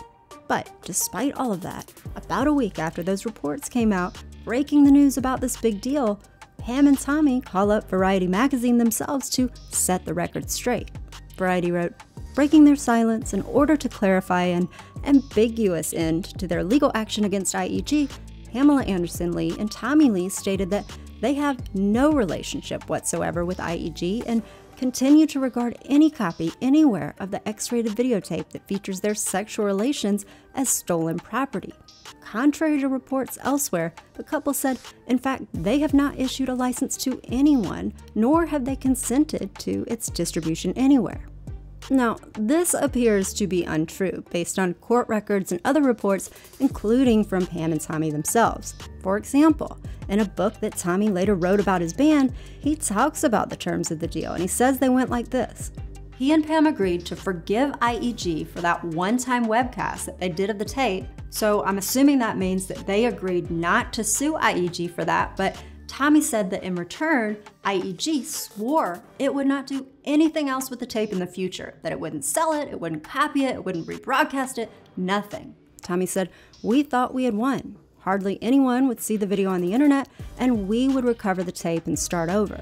We signed an agreement with them that only let them out of the 4 minutes that they showed on the internet. No, you guys made a deal? Property. No, we made a deal to stop the shenanigans and stop all the... Like, I was 7 months pregnant with Dylan, and I was thinking it was affecting the pregnancy, the stress. And the only reason we signed the agreement is because it was a week before I was about to give birth. And I said, I'm not going to court anymore. I'm not being deposed anymore by these horny, weird lawyer men. I don't want to talk about my vagina anymore or public sex, anything. Especially at this time in my life and with my children, this is absolutely horrendous and just very sad.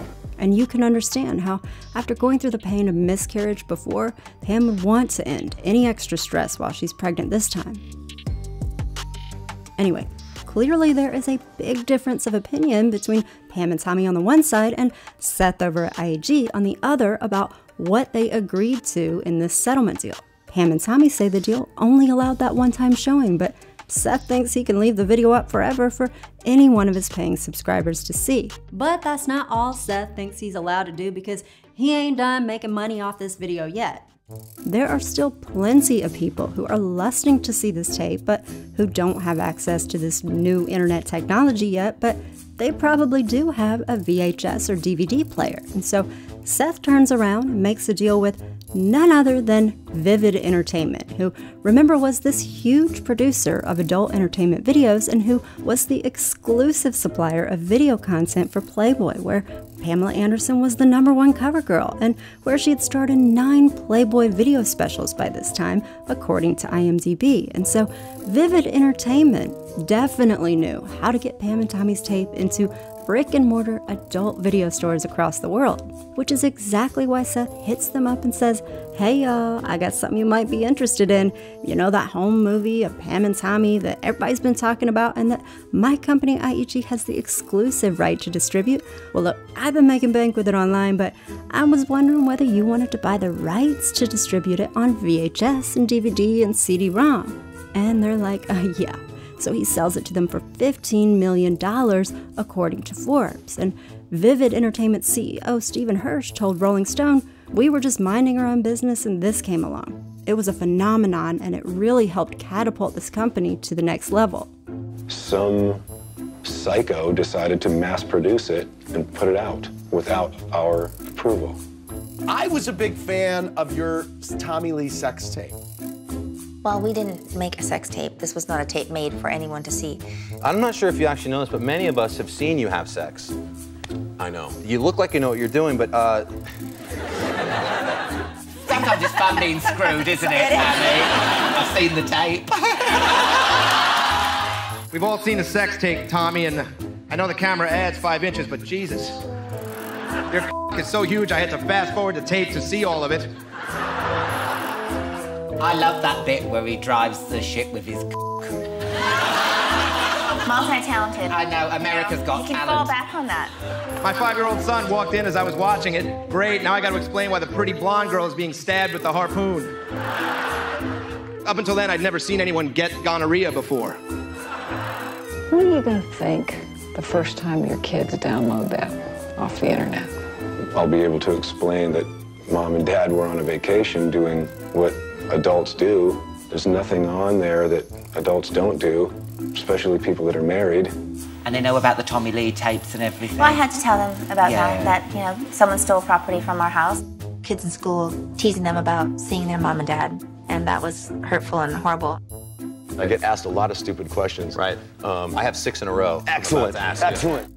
Most of the times you're on a show and they just talk about your or whatever, the video.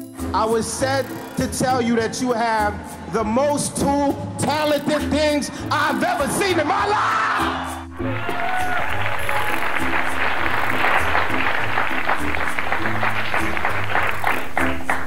Yo, Greg. What? Oh, hey, we're back! You know, we're on at 1:35. You could have felt comfortable to dress more provocatively if you wanted to. I don't know how she got through it. I don't know how I would have handled it if I were in her shoes. Just unfair how she was treated by everyone and the media. What's even worse is the fact that whenever she would go on chat shows, everyone would mock her about it, despite her making it clear she felt violated, expecting her just to laugh along. After Seth cut a deal with Vivid Entertainment to distribute the video in retail stores, the tape reportedly had record-breaking sales. IEG flexed that in 1998, Pam and Tommy's honeymoon tape had become the #1 selling adult video. The Guinness Book of World Records named Pam the most downloaded star in the year 2000. Pamela Anderson's name became one of the most searched items on the web at the time. Rolling Stone reported that the tape made an estimated $77 million in less than 12 months, and that's just on legitimate sales. Pam was even honored for the tape's success at an awards ceremony known as the Oscars of Porn, which prompted one reporter to write, "Finally, after years of suffering under the reputation as a well-upholstered bimbo, Pamela Anderson has gained some respect." But before the popularity of this video exploded to such epic proportions, there would be even more drama, because after Seth's deal with Vivid and video shops everywhere quickly began stocking up their shelves with this highly lucrative tape, it didn't take long before Pam and Tommy would see it being sold in stores, and that makes them furious. Tommy said, "We realized this guy had breached his agreement and mass-produced the tape, and so I instantly called my lawyer and we took them to court." Your sex tape went to the Supreme Court? It's crazy. A tape was stolen from Tommy Lee and myself. IEG is now selling that tape worldwide illegally without my or Tommy's consent. Further, we have not received one penny or signed an agreement permitting them to merchandise this tape. But Seth over at IEG disagrees, and he claps back with a press release on his site saying Pamela Lee has gone on the Jay Leno program, denying an agreement exists and saying I should be tossed in jail. This agreement not only was signed by Pamela, Tommy, and their lawyer, it was also drafted by their own attorneys. These people obviously knew what they were agreeing to do. We never give them the right to sell the videotape, and everyone's making money off it. It's been exploited all over the world, and we're going to stop it. We're going to sue everybody who sells it, distributes it, anything. So now, obviously, there is a serious dispute about the terms of this settlement agreement, with both sides accusing the other of breach of contract, and so in March of 1998, IEG and Tommy and Pam go to court to fight it out. IEG said that the settlement terms totally gave it the right to distribute this video any way that it wanted to, and it said that it asked the judge to force Pam and Tommy to stick to the deal. And Seth is quoted as saying, "We have no intention of letting Pamela Lee manipulate her way out of compliance with all terms in this contract." Seth said, "It would behoove Pamela to sit back and read the agreement that her own attorneys drafted and that she signed before she makes any more reckless statements about IEG. The terms of the settlement are completely confidential, but there clearly is an agreement, and we are confident that the court will remind her that it is in full force and effect." Now, Pam and Tommy's attorneys said they thought that the release that they signed only applied to distribution on the internet, not to physical copies of the video on VHS and CD-ROM and DVD. I'm sure they're going to try and construe this into, whatever they want to say, but The things that people see in the press are just little blips and pieces, and very little of it's true. Tommy and I avoid as much as we can, but you do hear every once in a while some of these stories, and we just look at each other and we go, it's like a Twilight Zone, because it's so untrue. IEG has been making false statements, and we're going after them for everything, because this is really ridiculous right now. Seth, on the other hand, accused Pamela of dragging IEG's name around in the press, saying she's made serious defamatory statements about our company that are completely untrue. Our lawyers are looking at what she said, and we may bring legal action against her. But Seth does something even more savage. He reveals what he claims is the full settlement agreement between IEG and Pam and Tommy, and he publishes those alleged terms on IEG's website, which I found archived on Wayback Machine. This is it, the details of how and why Pamela Anderson Lee and her husband Tommy Lee allowed IEG to show their home sex tape to the world. Today, for all the world to see, IEG posted the agreement that Pamela Anderson says never existed on the internet at its Club Love website. Until now, the details of this agreement have been kept very secret, but now you can read every line of the agreement and decide for yourself.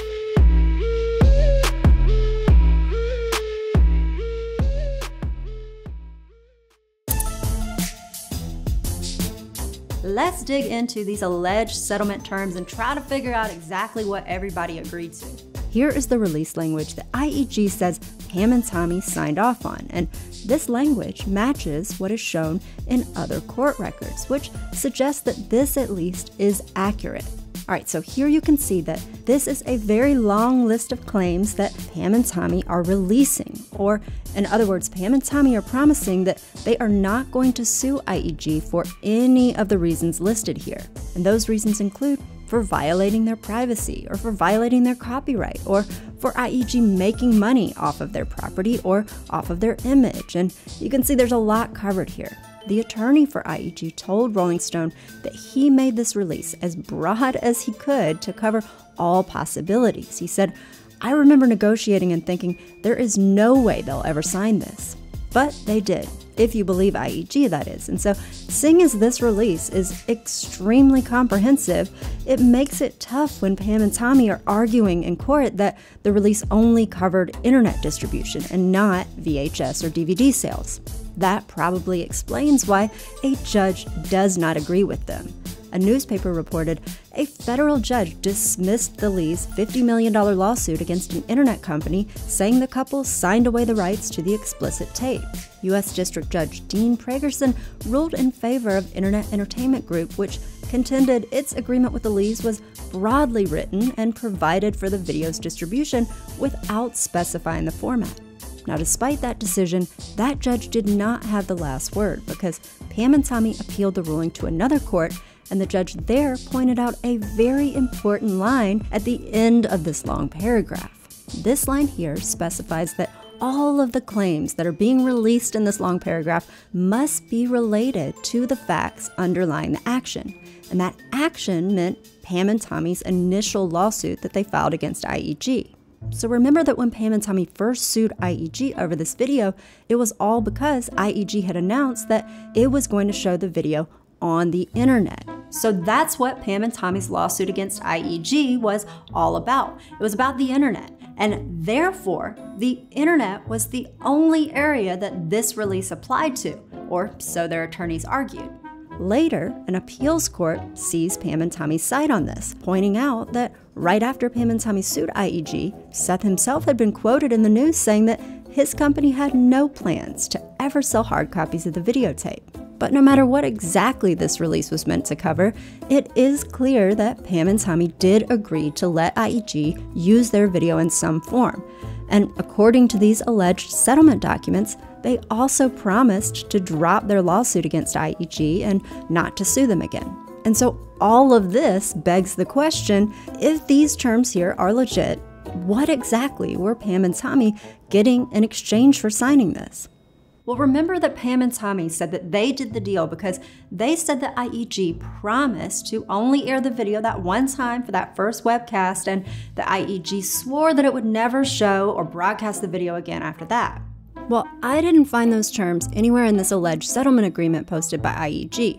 What I do see is that IEG agreed to refrain from all other public dissemination of the video pending the conclusion of arbitration to be completed within 40 days. So IEG only agreed to stop showing the video for 40 days during arbitration. And a judge later ruled that nobody could be reading this agreement and thinking that IEG promised to only air the video for that one time for 4 hours. If that's what Pam and Tommy were expecting to get in exchange for signing this agreement, then I would think that any attorney that was representing them who was not completely asleep at the wheel would have made sure that that requirement was explicitly spelled out in the settlement. So then, if Pam and Tommy were not getting that promise from IEG to never show this tape again, then what were they getting by agreeing to this settlement? Well, if you're thinking that they got paid, that is still unclear. There were no specific payment terms mentioned in this alleged settlement other than the standard contract language that says good and valuable consideration has been received. And consideration usually means money. But just because they're not shown here, that doesn't mean that payment was not a part of this agreement, because these alleged terms also say that documents could be added to this settlement as long as the parties both signed off on them. So they could have spelled out the exact payment terms in a separate addendum. And I suspect this is what happened, because it makes no damn sense that they would just sign their rights away to this video without payment. I mean, they weren't getting a promise from IEG never to air the tape again. And so if they were so upset that this private video got out, then why would they just give it away for free? Especially when they say they had been offered a lot of money for it. For example, Tommy later wrote that Seth initially offered to pay him and Pammy $250,000 for the rights to the tape. And Pam had said that they'd been offered $5 million. So if they'd had those kind of offers, then why would they say, Here you go, IEG, just take this for nothing. How many millions did she get when the dust settled? Plenty of people were convinced that because Pam and Tommy had agreed to a settlement with IEG, then they must have gotten paid from this deal with them, and a former employee of Vivid Entertainment even said this was the case, according to Rolling Stone. But Pam and Tommy have repeatedly insisted that they made no money from this tape. Did you make a mint off of that? I made not $1. I thought you guys made a deal. Property. No, we made a deal to stop the shenanigans. Are you guys making money off the film? Absolutely zero. We have not received one penny or signed an agreement permitting them to merchandise this tape. $77 million, that thing? Yeah, that's a Wall Street Journal report. Do you get that money? Well, we didn't get a dime of that. Not one penny. Tommy later wrote, "I wish I could say we had the last laugh and financed our kids' future off someone trying to rob us, but the truth is, I can't." Pam and Tommy even sued the National Enquirer for defamation after it reported that the couple had made over $8 million in profits from the video. But according to Rolling Stone, the famous adult film star Ron Jeremy says he once asked Pam whether she got paid from the tape, and he says she played coy. She simply smiled and said, "Well, you know." And honestly, even if Pam and Tommy did get some coins behind the scenes and they're not copping to it, can you blame them after what they'd been through? I mean, the courts were not helping them, and the couple was not going to be able to stop the video from being shared everywhere, and in the meantime, all these people were making money from it, so what other option did they have aside from just sitting back and watching everybody else get paid? No pun intended, the Lees got f***ed. My advice to the Lees, if there's no one left to sue and you can't stop the tape from being distributed, market the damn tape yourself. There's a gold mine in it for sure. But Pam and Tommy have said over and over that that's not what they wanted. They never wanted the tapes to get out, period. And so I can understand that if they were forced into a deal, they would want to deny that it ever happened. And you might be thinking, that makes sense. I think I know what went down here. I see what happened. But before you settle too deep into your theory, there is another very relevant detail to consider: the source, Seth Warshavsky, who was about as trustworthy as a Catholic priest left alone with an altar boy.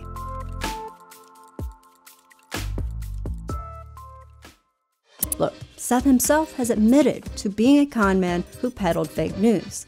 Years after all this drama with Pam and Tommy went down, and after Seth's digital house of cards crumbled, he gave an interview where he spoke candidly about how he used to feed lies to the media. Seth said, "One time I sent out a press release saying that two virgins were going to f*** live on the internet one morning before I had coffee. And by dinner, every media outlet in the world was buzzing with the quote, news. It was all bullshit, designed to drive traffic to our site." All right, so let me tell you what went down, because it might make you see this whole settlement agreement with Pam and Tommy and IEG totally differently. IEG drops a press release announcing that two virgins are going to have sex on one of its websites. First-timers hit the big time and make internet history. When Mike and Diane lose their virginity on the World Wide Web next month, the entire event will be hosted by Internet Entertainment Group, the same company that brought the Pamela Anderson Tommy Lee honeymoon video to its world-famous www.clublove.com website. Then there's a dramatic update. IEG finds out that the two virgins, Mike and Diane, never intended to go through with it. They just wanted to steal your hard-earned cash and run. But thank goodness, IEG called the whole deal off just in time to save you from getting scammed. IEG wrote, "IEG has severed all relations with the Our First Time website after investigating what appeared to be gross misrepresentations in the intentions of Mike and Diane. IEG will not contribute to any hoax or to any scheme designed to mislead the public and the media."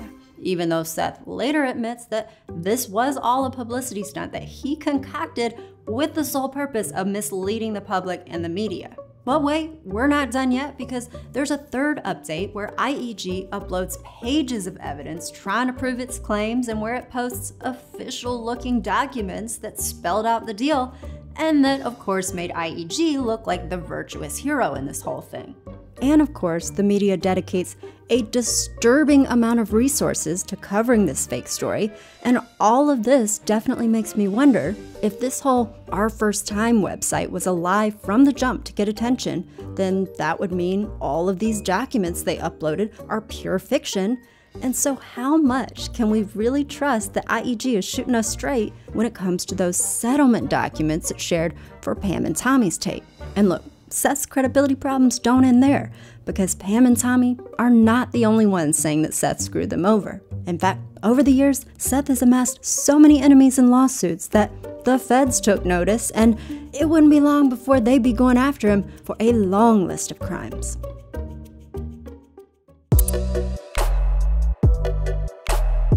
Even though Seth specialized in selling sex, it wasn't his passion. He once said, "If there was the same demand for toaster ovens, I'd be selling toaster ovens.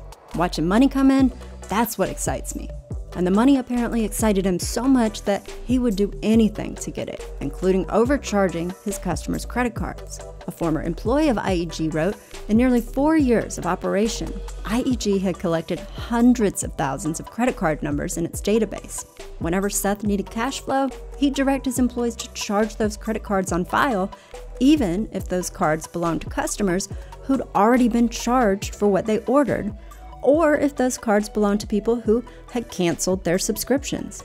Someone who worked in customer service at IEG testified that almost every account I came across for Club Love's website was billed 2 or 3 times, and some were billed as many as a dozen times in a single day. The former chief technology officer at IEG said, "Seth demanded that I cause the billing system to generate between $400,000 to $2 million on various occasions." And that was on top of what was supposed to be charged. So IEG was stealing a lot of money. And these claims about overbilling and reactivating old accounts, they were corroborated by multiple employees there. The ex-CTO said that, "At first, Seth told me that we would credit the people we were double billing.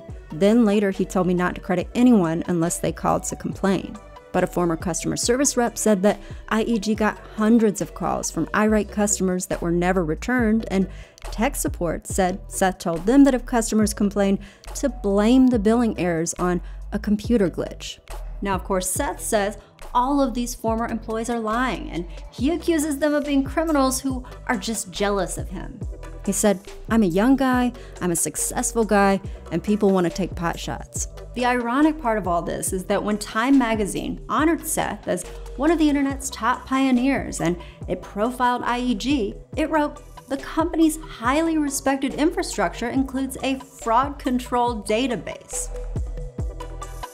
It's also crazy that Seth was featured in a front page story in the Wall Street Journal with the headline, "As other internet ventures fail, sex sites are raking in millions," when now we clearly know that all those claims by Seth that IEG was earning sky-high revenue figures were obviously inflated. But back in the days of the dot-com craze, it was press coverage like this that helped IEG attract top tech talent. It even recruited from prestigious companies like Microsoft and Intel. But once new employees arrived at IEG and got a look behind the curtain, it was all downhill. Former employees told the Washington Post that their boss Seth had a nasty temper, and when his staff did something wrong, like crediting a customer back after they were overcharged, then he went off on them, shouting all these abusive insults at them. One past employee said, "I equate working with him as mental hell. I felt like I was Seth's hostage."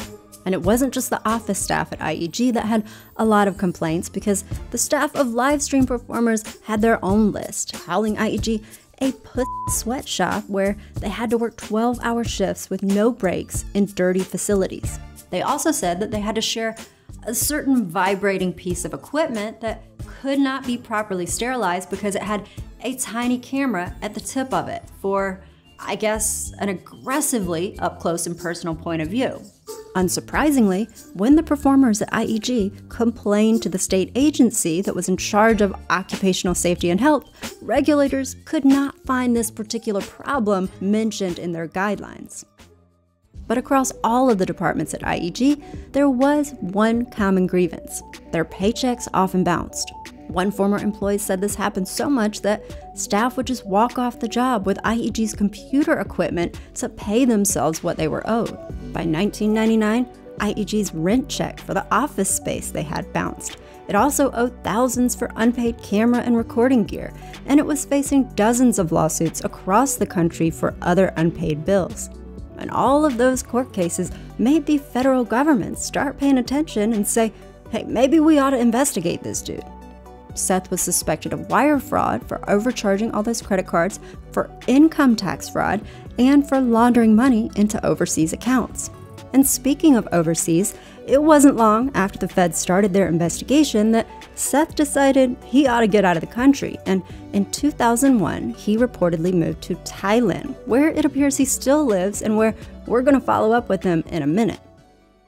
But for now, let's go back to Pam and Tommy, because when Seth fled the United States, Pam and Tommy were still battling his company IEG hard in court, but IEG was crumbling and going out of business. And so by the time Pam and Tommy had appealed their case all the way up to a high federal court, IEG was not fighting back or putting up any defense. And so the judge ends up siding with Pam and Tommy because of that and saying IEG never should have sold the rights to their video on VHS and DVD.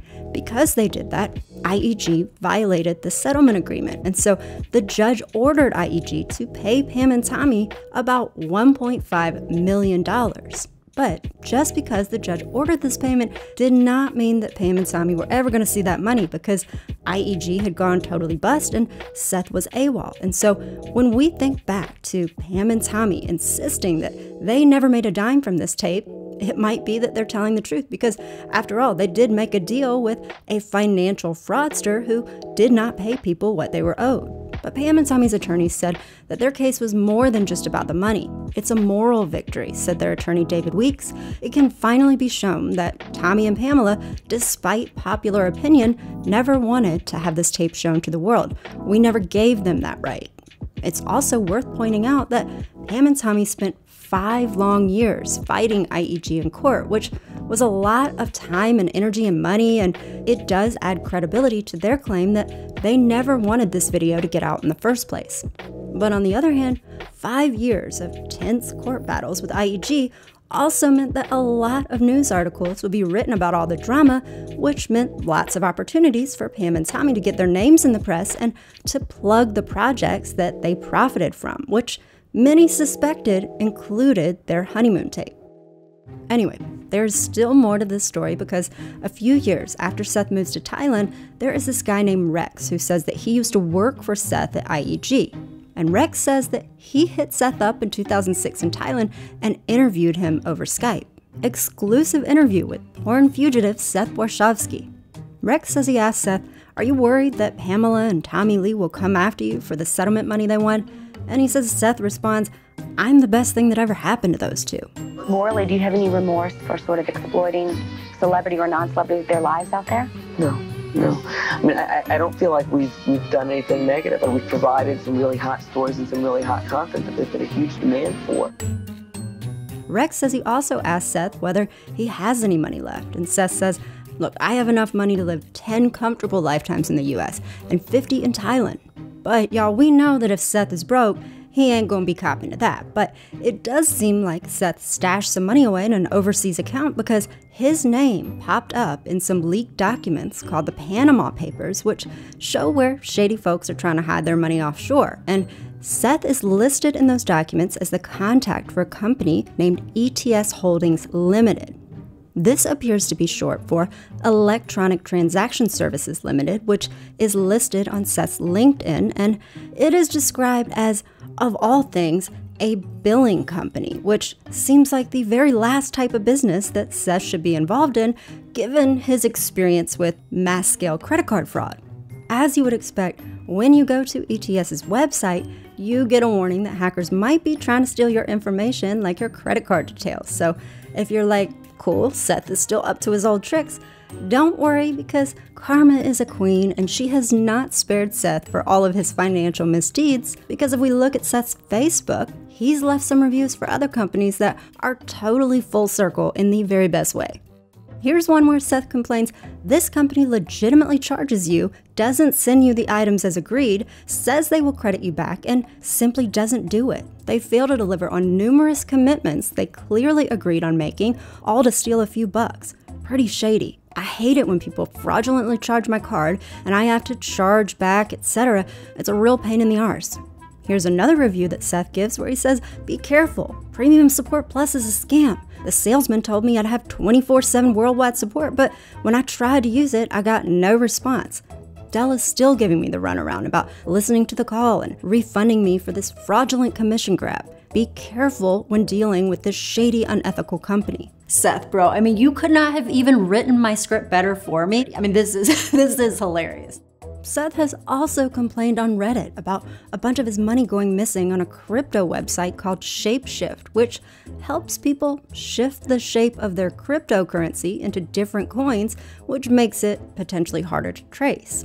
In related news, the Wall Street Journal has investigated Shapeshift for being one of the biggest tools for money laundering that's used by criminals, which might make you think, maybe I don't want to trust this kind of site with my money. And you would be right to think that, because a former senior engineer at Shapeshift allegedly stole almost $1 million from the exchange. And so if Seth lost a few coins in this, well, then I don't think anybody's crying over it. But anyway, let's pivot away from Seth's financials and talk about his softer side. How does Seth like to spend his time nowadays? What are his passions? Well, Seth tells us himself in a profile on a website for audiophiles, or people who are freaks about audio equipment, and his profile explains he has a disease for collecting personal audio gear. He says anything that's a gadget I need to buy.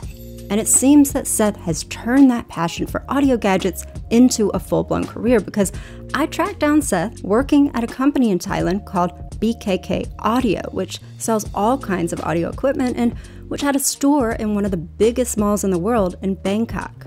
So now we are back to BKK Audio. Yeah. This store seemed like a really fun place to hang out and test out audio equipment and listen to music, and well-known recording artists in Thailand would sometimes drop by to get these earpieces custom fit to the shape of their anatomy so that these pieces would stay in place when they were performing on stage. Here's Seth posing with one of those musicians at the BKK store, and it seems like Seth played a really big role in this store and in the company as a whole. Make sure you get their nicknames too. Full name and nicknames. Here he is featured in an article about one of BKK's product launches. Here's a customer saying thank you to Mr. Seth and BKK Audio for the great customer service. You want this shell black? Purple? I dug up a few details about Seth's role in the company on some posts on a gadget forum. A user named BKK Audio said that Seth Warshavsky used to be a mentor to a director at the company, and Seth appears to reply to that post saying he invested a substantial amount of money in the company because the owner and the staff used to work for him. He says, after working for me for 15 years, they wanted to follow their passion, and so I assisted them by loaning them the money to start this business. So this all sounds like a big, happy family that is enjoying business success working together. But despite that, it looks like Seth's shady past is still coming back to haunt him, because in that same forum thread, someone starts warning people to be careful about Seth, and they start sharing links about his sketchy dealings in the adult film business and that the FBI was investigating him for fraud. Well, after that, a post by BKK Audio pops up in response that totally comes to Seth's defense, saying what a shame it is for somebody to bring up all these negative articles with false information about Seth Warshavsky. Don't you know that Seth spoke before Congress to help protect the children from adult content on the web? Don't you know that he was listed by Time magazine with Bill Gates and Jeff Bezos? Don't you realize that this dude made about $100 million a year, and that 90% of the articles about Seth are super positive, except for this tiny percentage that are only there because of this one disgruntled employee? So based on that post, it seems obvious that Seth has spun a story for BKK Audio that makes him look super impressive and like the poor victim of a disinformation campaign. BKK Audio goes on to say that 20 years after all this stuff went down back in the States, Seth became a consultant for this company, BKK Audio, but now we have to cancel the contract of employment as a consultant because of this negative posting, in spite of the fact that he has helped us a lot. Now, as if that's not enough drama, Seth appears to then jump into the mix and defend his honor, and he comes hard for the person who shared the negative links about his past. Seth says, the damage is done. You've made it so I'm no longer working with BKK Audio, and you've made a number of vendors leery to work with them too. Simply said, I personally will not sit idle to your slanderous attacks. Seth also claims that when he became a permanent resident of Thailand, he had his full FBI record checked out and it came up clean with no investigations or charges ever. So Seth tells this person who's putting him on blast, look, if you continue to slander my name or spread negative press about me that contains untrue information, I will be forced to take action. My counsel in Thailand has already urged me to file criminal charges against you, as slander is a criminal offense in Thailand, and Seth says he has, quote, connections with some very high-ranking police officials. Seth also threatens to file civil suits in 17 countries and says that he has deep pockets and that cash is not an issue for him. But Seth says, look, even though my lawyer wants me to come for you, I will cut you a break because I'm such a nice guy and I know everybody makes mistakes, as long as you don't keep spreading these horrible lies about me. And Seth ends his post with an olive branch saying, I'm a very simple person. I'm a 42-year-old man with MS that goes to the hospital every day for physical therapy. Can we shake hands and move forward without the attacks? And to that I say, yes, let's shake on it and move forward with this story, because up next, we've got a very special guest who is about to make an appearance in this story, an overly spray-tan wrestler with a handlebar mustache and a Speedo named Hulk Hogan. Back in the 1990s, when reporters heard that a private tape of Playboy star Pamela Anderson was being shared without her consent, not only did they fail to come to her defense, but they didn't even pretend to hide their excitement about the videos released, and they seemed almost honored to share this good news with an audience that they knew was going to lap it up. Time magazine even awarded Seth that honor as a digital pioneer after he shamelessly profited off of Pam's private life, and they justified his unjustifiable behavior by writing, guess what? It works. A webmaster at another adult site was quoted at the time saying, ethics schmethics. The guy's sitting on a mountain of cash. We should all hope to be so successful. But when Pam had explained that she was being exploited and when she'd looked to the courts for legal protection, judges were quick to declare that she had forfeited her right to privacy and that the public was entitled to spectate as she made love to her husband. But the legal system and the media had a much different reaction many years later after a video was published of a man involved in a sex scandal. Suddenly people found their morals real quick and declared how awful it was that this dude's privacy was being invaded. The footage showed pro wrestler Hulk Hogan getting very intimate with his best friend's wife. So let me understand what's going on. Yeah. Last time you were here, you said to me, you looked me in the eye point blank, and you said, I would never break the man code. I would never bang another guy's wife. Well, what happened? I let my best friend my hot wife. I did. Were you attracted to her at all? No, she was a friend. I mean, I really didn't know her very well. It was kind of like a group hug. When a guy walks out of the room, like Hulk Hogan, a great friend of yours, and he's been with your wife, I don't understand how weird that's got to be. I mean, I didn't really think about too much about it. An excerpt of the video was posted in 2012 by a celebrity news site called Gawker, who, of course, argued that the clip was protected as journalism. It was in the context of a story. I believe it was newsworthy, and so it is a story that we would do again. Now, just like Pam Anderson, Hulk Hogan had spoken openly about his sex life. He'd even chatted about the size of his member. You're claiming a baby amateur. I'm not claiming those are facts, Jack. Hulk had even talked to Howard Stern about the encounter that was shown in the video. Hulk Hogan was talking about his sex life incessantly on TMZ, on the Howard Stern show. He was joking about this tape. Talking about it's a lot different than having somebody illegally post the tape when you're seen naked in front of 7 million people. Just what they've shown has totally devastated, and I can't even begin to tell you how bad. So obviously you can see that there were a lot of major similarities between Pam Anderson's experiences and Hulk Hogan's. The difference here, though, was when it came to Hulk Hogan, the news now quoted legal activists who came to his defense. The director of the Cyber Civil Rights Initiative was quoted as saying, "It doesn't matter if you are promiscuous or not promiscuous. You should be able to control who sees you naked." Hulk's attorney also declared that his public persona is not the issue. It's that websites have a duty to act in a decent and responsible manner. This had nothing to do with political speech, freedom of ideas, freedom of words. It had to do with invading Terry Bollea's privacy for the most base of reasons, which was greed.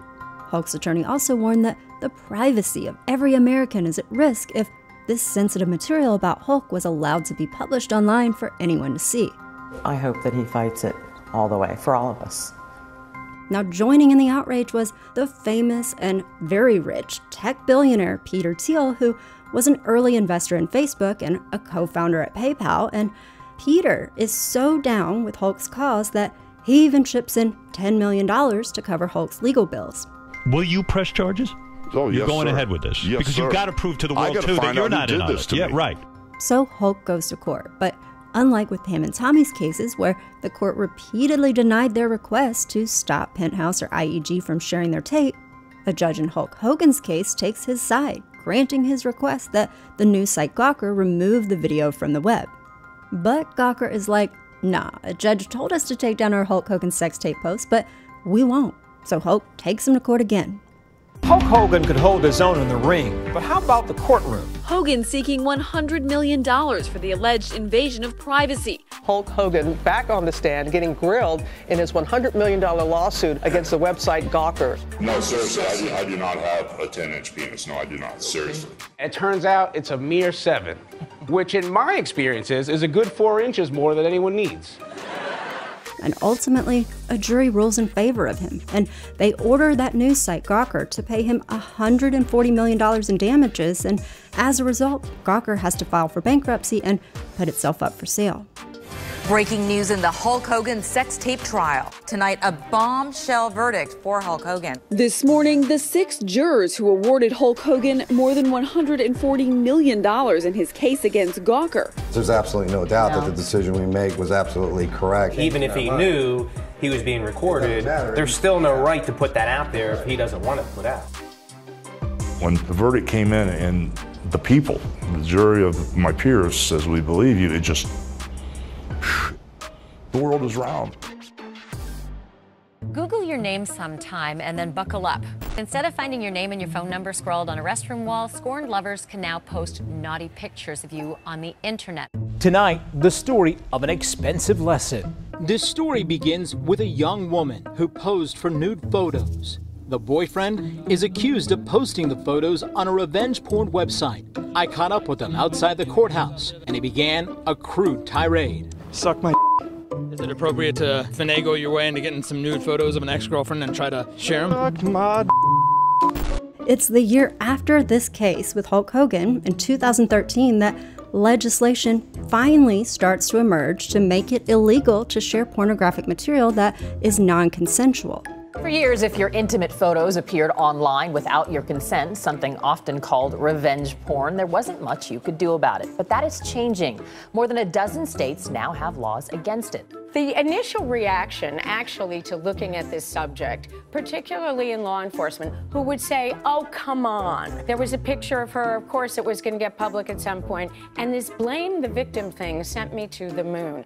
A couple years later in 2015, this type of content gets banned on Google and Twitter and Reddit, and it was not until this month, in 2022, that a law finally went into effect that lets you sue somebody in federal court for sharing an explicit image of you without your consent.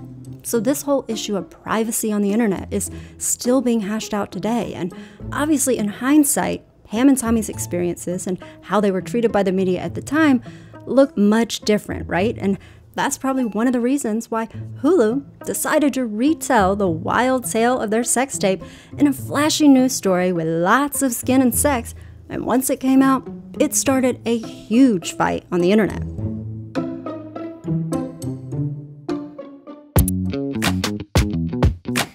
Next week, Hulu begins a miniseries about the Pam Anderson Tommy Lee sex tape scandal. It is one of the most eagerly anticipated TV miniseries of the year. On Wednesday, February 2nd, 2022, Hulu premiered an 8-episode biographical drama called Pam and Tommy that starred Lily James, Sebastian Stan, and Seth Rogen as Rand Gauthier. Hulu called the series a love story, crime caper, and cautionary tale rolled into one. And given how sensational we know the story is, there were plenty of chances for Hulu to generate buzz about its new show. There were side-by-side comparisons of the actors' transformations into the real-life players. There were articles where the cast defended the show's essential sex scenes, saying, you can't really have a show about a sex tape without sex, can you? And there were even headlines about Pam and Tommy insiders explaining why the talking penis role was recast in favor of a bigger name.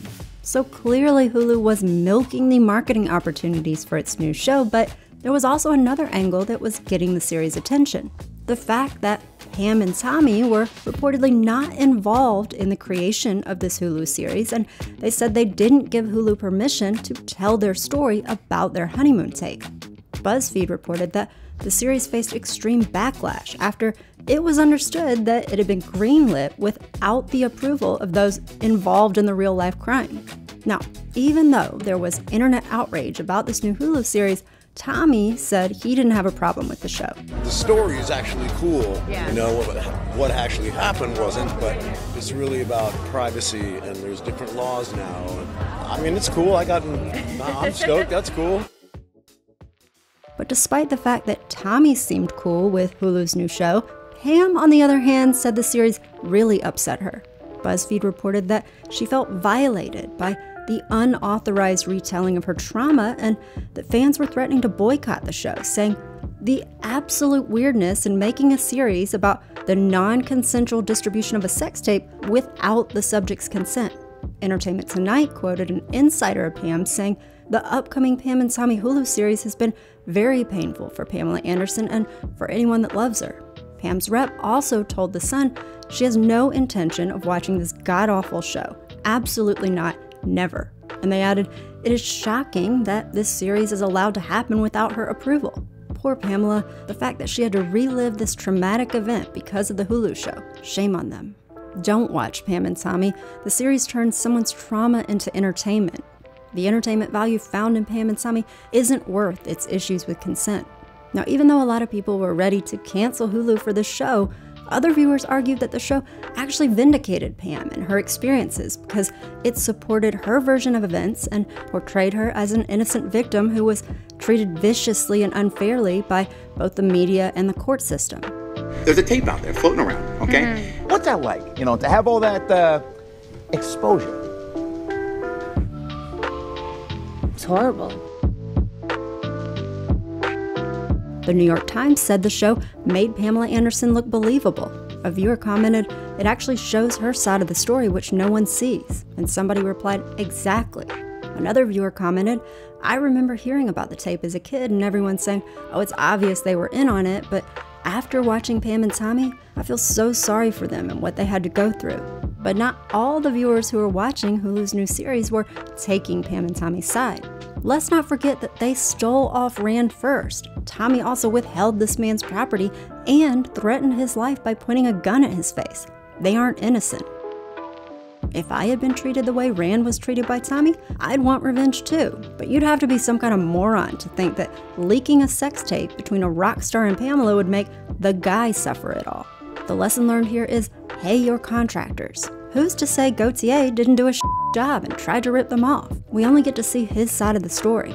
And speaking of Rand's side of the story, up next we're going to check in with Rand and find out what his reaction was to the new Hulu series. And spoiler alert, it's a mess. One question that a lot of people have about Rand Gauthier is whether he went to jail, especially seeing as he admitted to Rolling Stone that he stole Pam and Tommy's safe with their private videotape from their home. Well, the answer is he never served any time, and a reporter for Screen Rant said that no one involved really ever faced any enforceable legal repercussions for their actions. Now, maybe that is partly because Rand now says he never stole Pam and Tommy's safe in the first place. If Rand Gauthier didn't steal this safe and steal this tape, who did? That I cannot tell you. I tracked down Rand on Facebook where someone posted on his page after the Hulu series came out and said, "Hi Rand, I was fascinated by the portrayal of you in the show. Would you say they nailed your essence? What did you think of Seth's performance?" And Rand replies, "I never saw the miniseries. I heard about it though. I know this much, 95% of it is all made up. People forget. It's TV. It has nothing to do with reality. It's for your entertainment. It's not a documentary. I didn't even steal the safe or the tape. The person who posted the comment, Victor, says, I'm confused. You gave an interview where you explained the story saying you did steal it, did you not? And Rand replies, no, I didn't steal the safe or the video. Remember, they screwed me out of $20,000, and I did the article in hopes I could make some of my money back. That didn't happen. But if I was really the thief, would I really admit to it? And Victor responds, Rand, that article was published in 2014, so you're saying you waited nearly 20 years to try and recollect your money? And Rand says, hey, better late than never. 20K is 20K. I thought I could make back my money by doing a book deal or something, but I never made a cent off of any of it to this very day.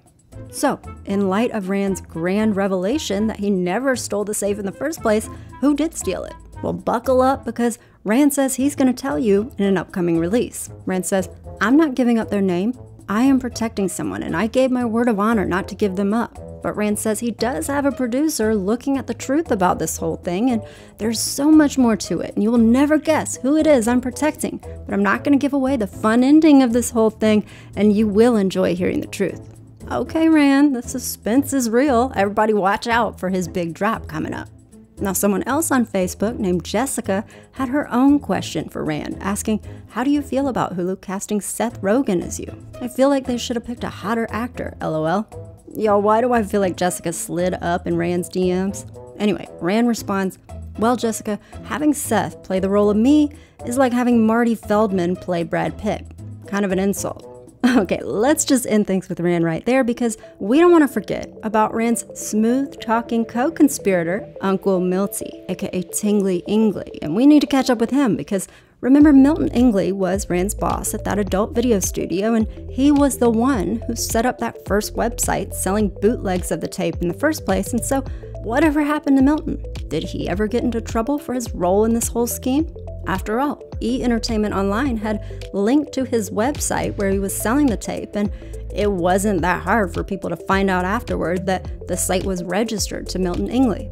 Well, Milton never did any jail time either, but he did face something even scarier, the wrath of the mafia. Remember, Milton had borrowed money from that guy named Butchie, whose dad was a mob boss, and so you would think, given those circumstances, that Milton would have been really careful about how he spent Butchie's money. But look, y'all, Milton liked to live large and have a good time, and so even though he did spend some of Butchie's loan on getting that website up and running and on copying and shipping the tapes, he also spent a lot of that money partying it up in New York with $500 bottles of champagne, hookers every night, a room at the plaza, and lots of cocaine, according to Rolling Stone.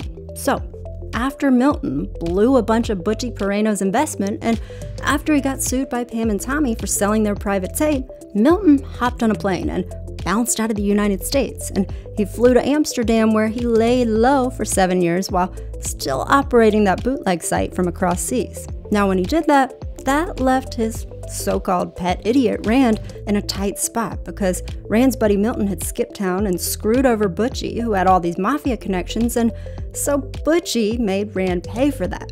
Rand says he had to work for Butchie after that as a bill collector for the mob, according to Rolling Stone, and so Rand had to go visit people who owed the mob money to make sure that those people paid up, and he said that breaking collarbones was part of his job description.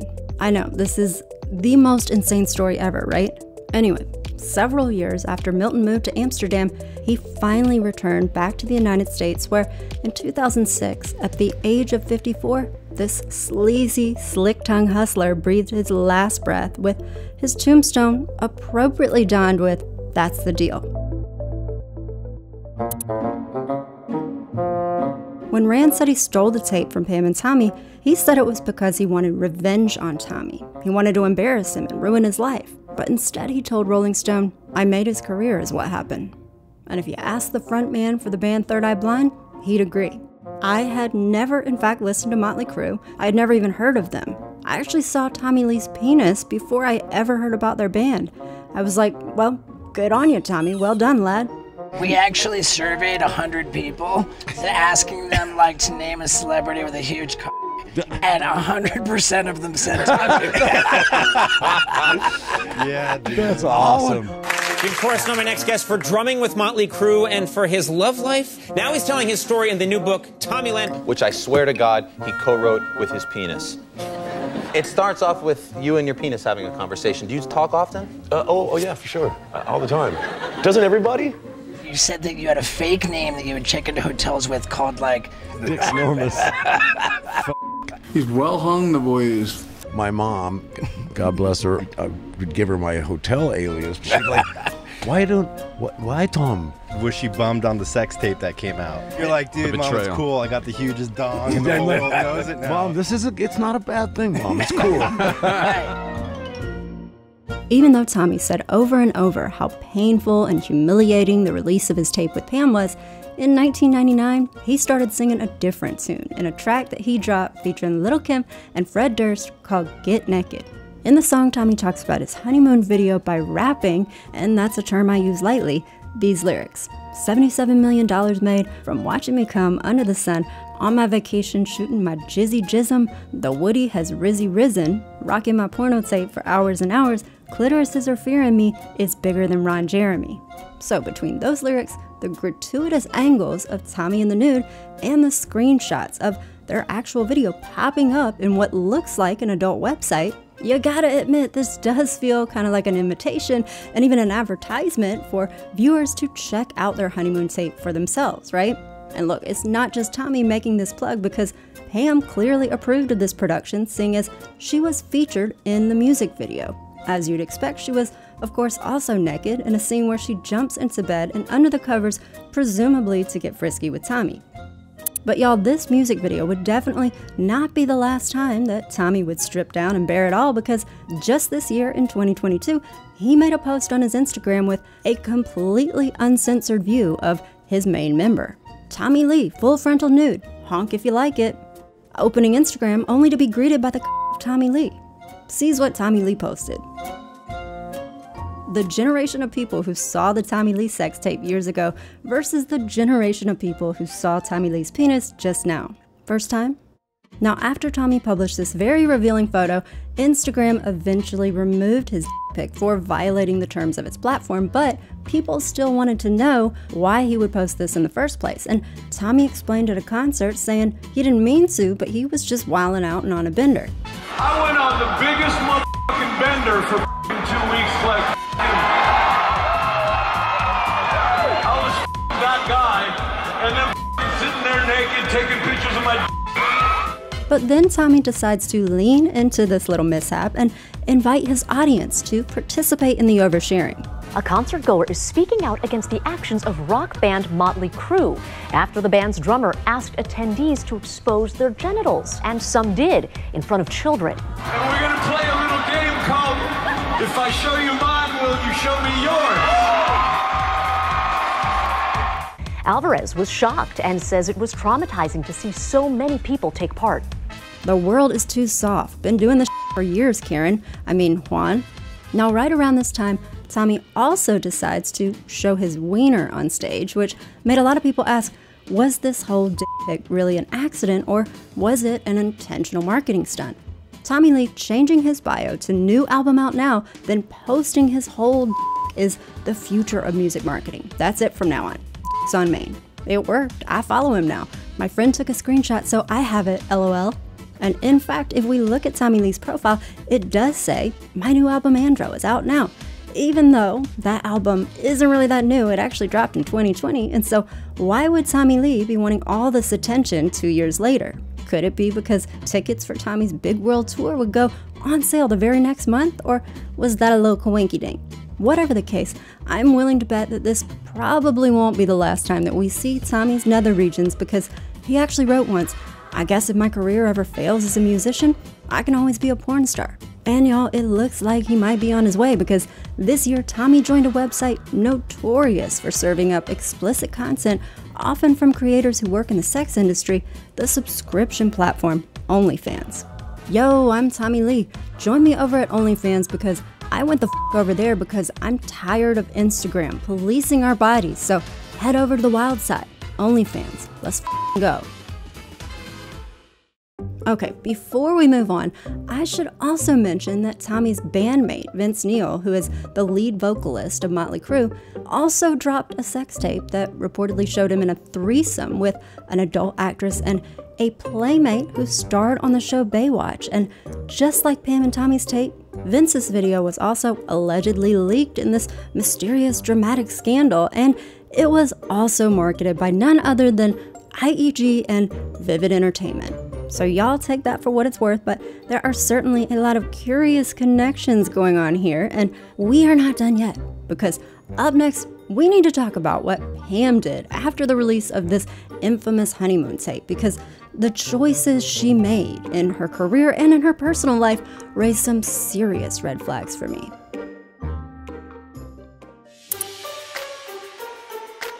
The 1990s were a savage time. It was before the Me Too movement kicked off, before revenge porn laws were written, before cancel culture could sweep the internet with a quickness, and before it was acceptable for mainstream celebrities to dip their toes into the world of adult content.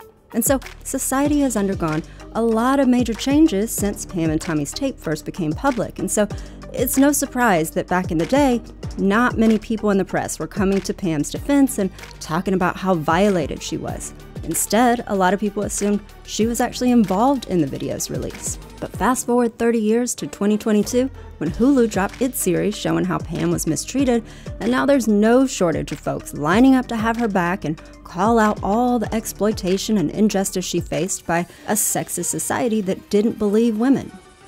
Nowadays, Pam's got such a vocal army of supporters pushing for feminism and equality that it almost seems wrong to even dare to question whether Pam still may have been behind the tape's release. But look, just because there were a lot of pervy, chauvinist assholes commenting on her tape back in the day, that doesn't necessarily mean that Pam was just an innocent bystander, especially when you consider how the honeymoon video impacted her career.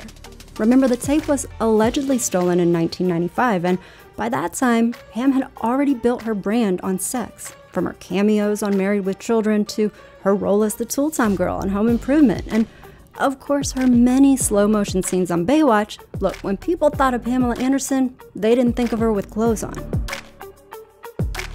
Not to mention that by 1995, Pam had also posed for several Playboy covers, and Playboy had even dropped that Best of Pamela Anderson video special that year. And so at that point, Playboy clearly knew that Pam was their audience's favorite playmate, and I'm sure they were ready to cash in on that fact when they launched their website in 1995 too, as they saw this revolutionary new internet technology taking off.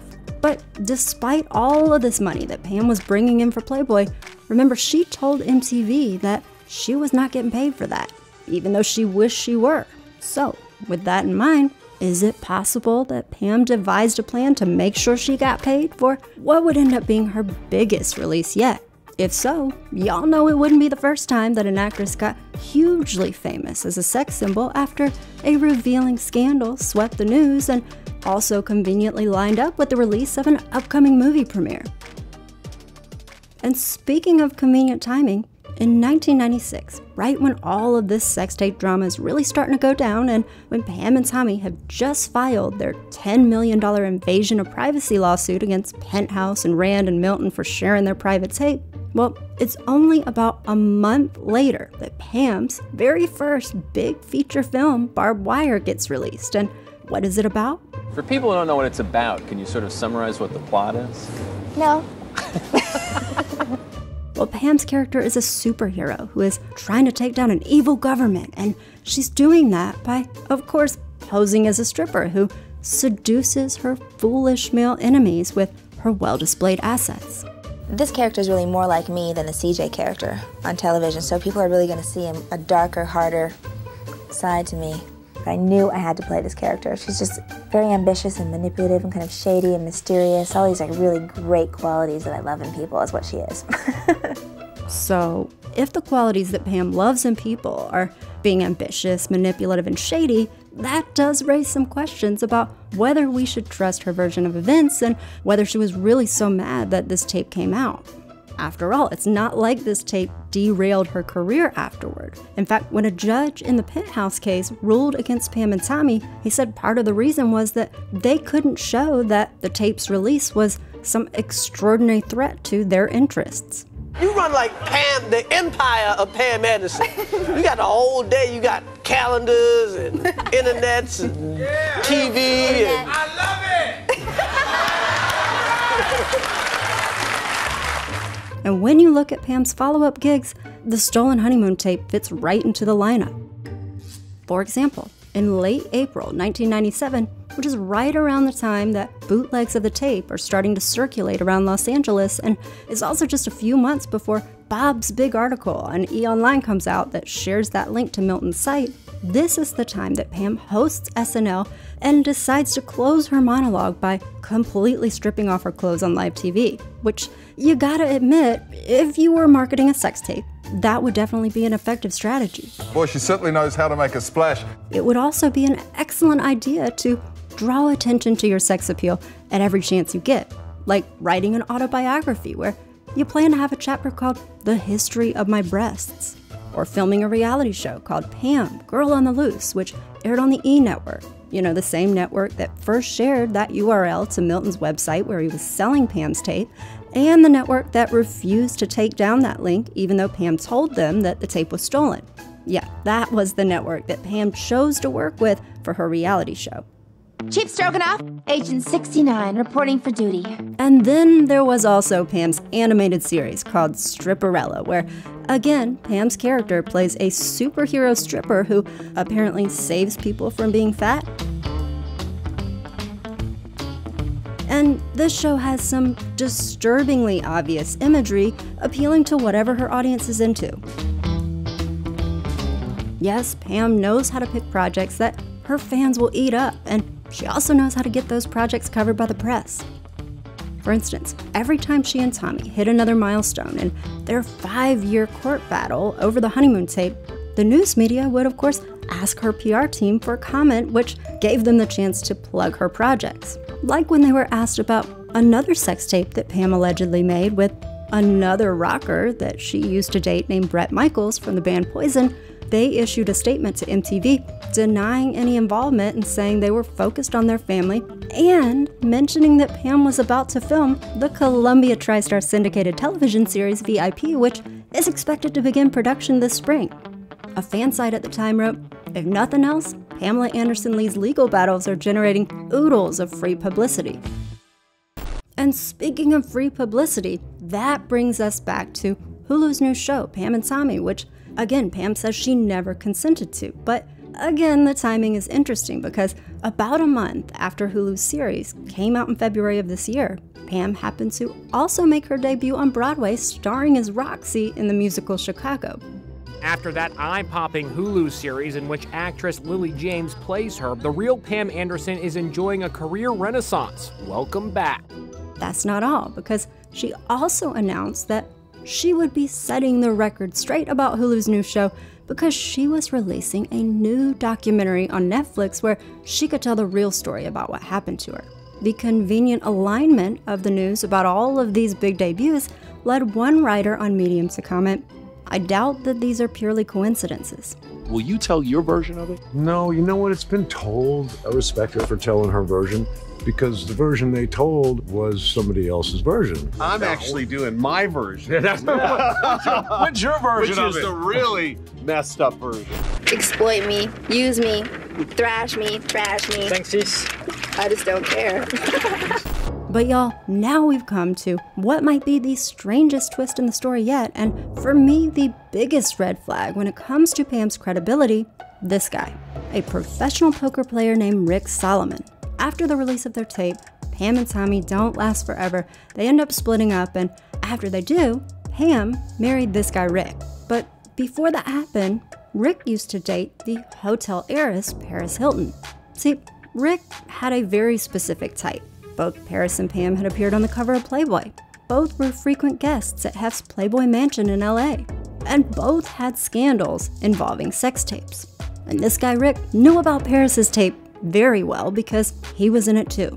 Paris claimed that she and Rick made this intimate tape when they were dating and that she always wanted to keep it private, but Rick betrayed her and sold the footage without her consent, and so she said that led to the public shaming her in a really cruel and painful way, and she said it'll hurt her the rest of her life and that she has PTSD from the experience. And you would think that that trauma would be something that Pam could totally relate to, and that Pam would be so disgusted by this guy Rick, who would release a private tape showing a woman having sex and then profit from it without her permission. But is Pam disgusted by Rick? Nope, quite the opposite. Pam finds Rick attractive. So attractive that she ends up marrying him after he does this horrible act, which should have been a deal breaker for her. And the fact that it isn't makes it hard for me to believe that Pam really finds this new Hulu show so traumatic, yet marrying a dude who sold a sex tape was just fine. This really makes me wonder whether Pam was legitimately that upset about the release of her own allegedly private tape, or whether she was laughing behind the scenes, cashing checks. Checks that maybe she told her friend Paris about when they were catching up together at Hollywood events or hanging out and shopping like they are here in Malibu in the year 2004, which, by the way, just happens to be the same year that Paris's big sex tape dropped.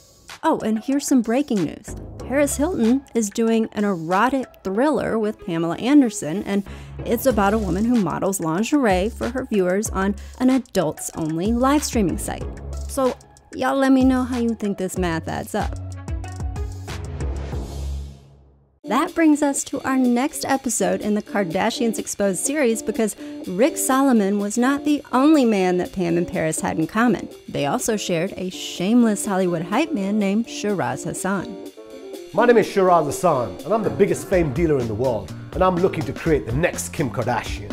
Hey guys, I ran into Shiraz. You have no idea the journeys we've been on together. Do you want to be famous? I've built some of the biggest careers in Hollywood. Shiraz is here, the media beast. What up, Shiraz? We out here, gang, gang, gang. Shiraz 62. What are we going to create? We're gonna create history. Louder, man! We're gonna create history, bro!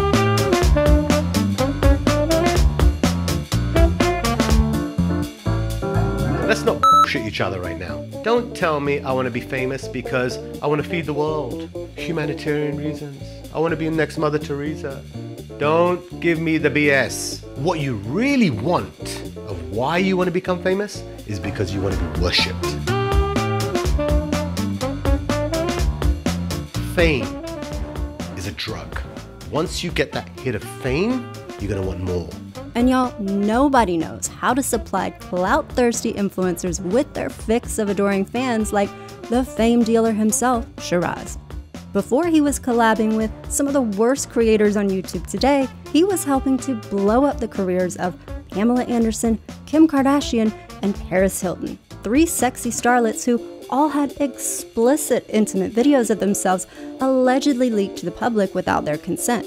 I'll have to live with that for the rest of my life and explain it to my children. And that's something that I'm going to have to live with for the rest of my life and have to explain to my children one day. Now, are these striking similarities just a coincidence, or were these scandals part of Shiraz's strategic plan to get maximum exposure for his clients' most valuable assets? If I have to show you my butt, if I have to show you my boobs, I'm only going to get more ratings. Show it means viewers, viewers means money, money means cars, mansions, houses. God bless the Kardashians. Kim Kardashian, no one was gonna stop this woman. She's hungry, she's focused, ready to do whatever it takes.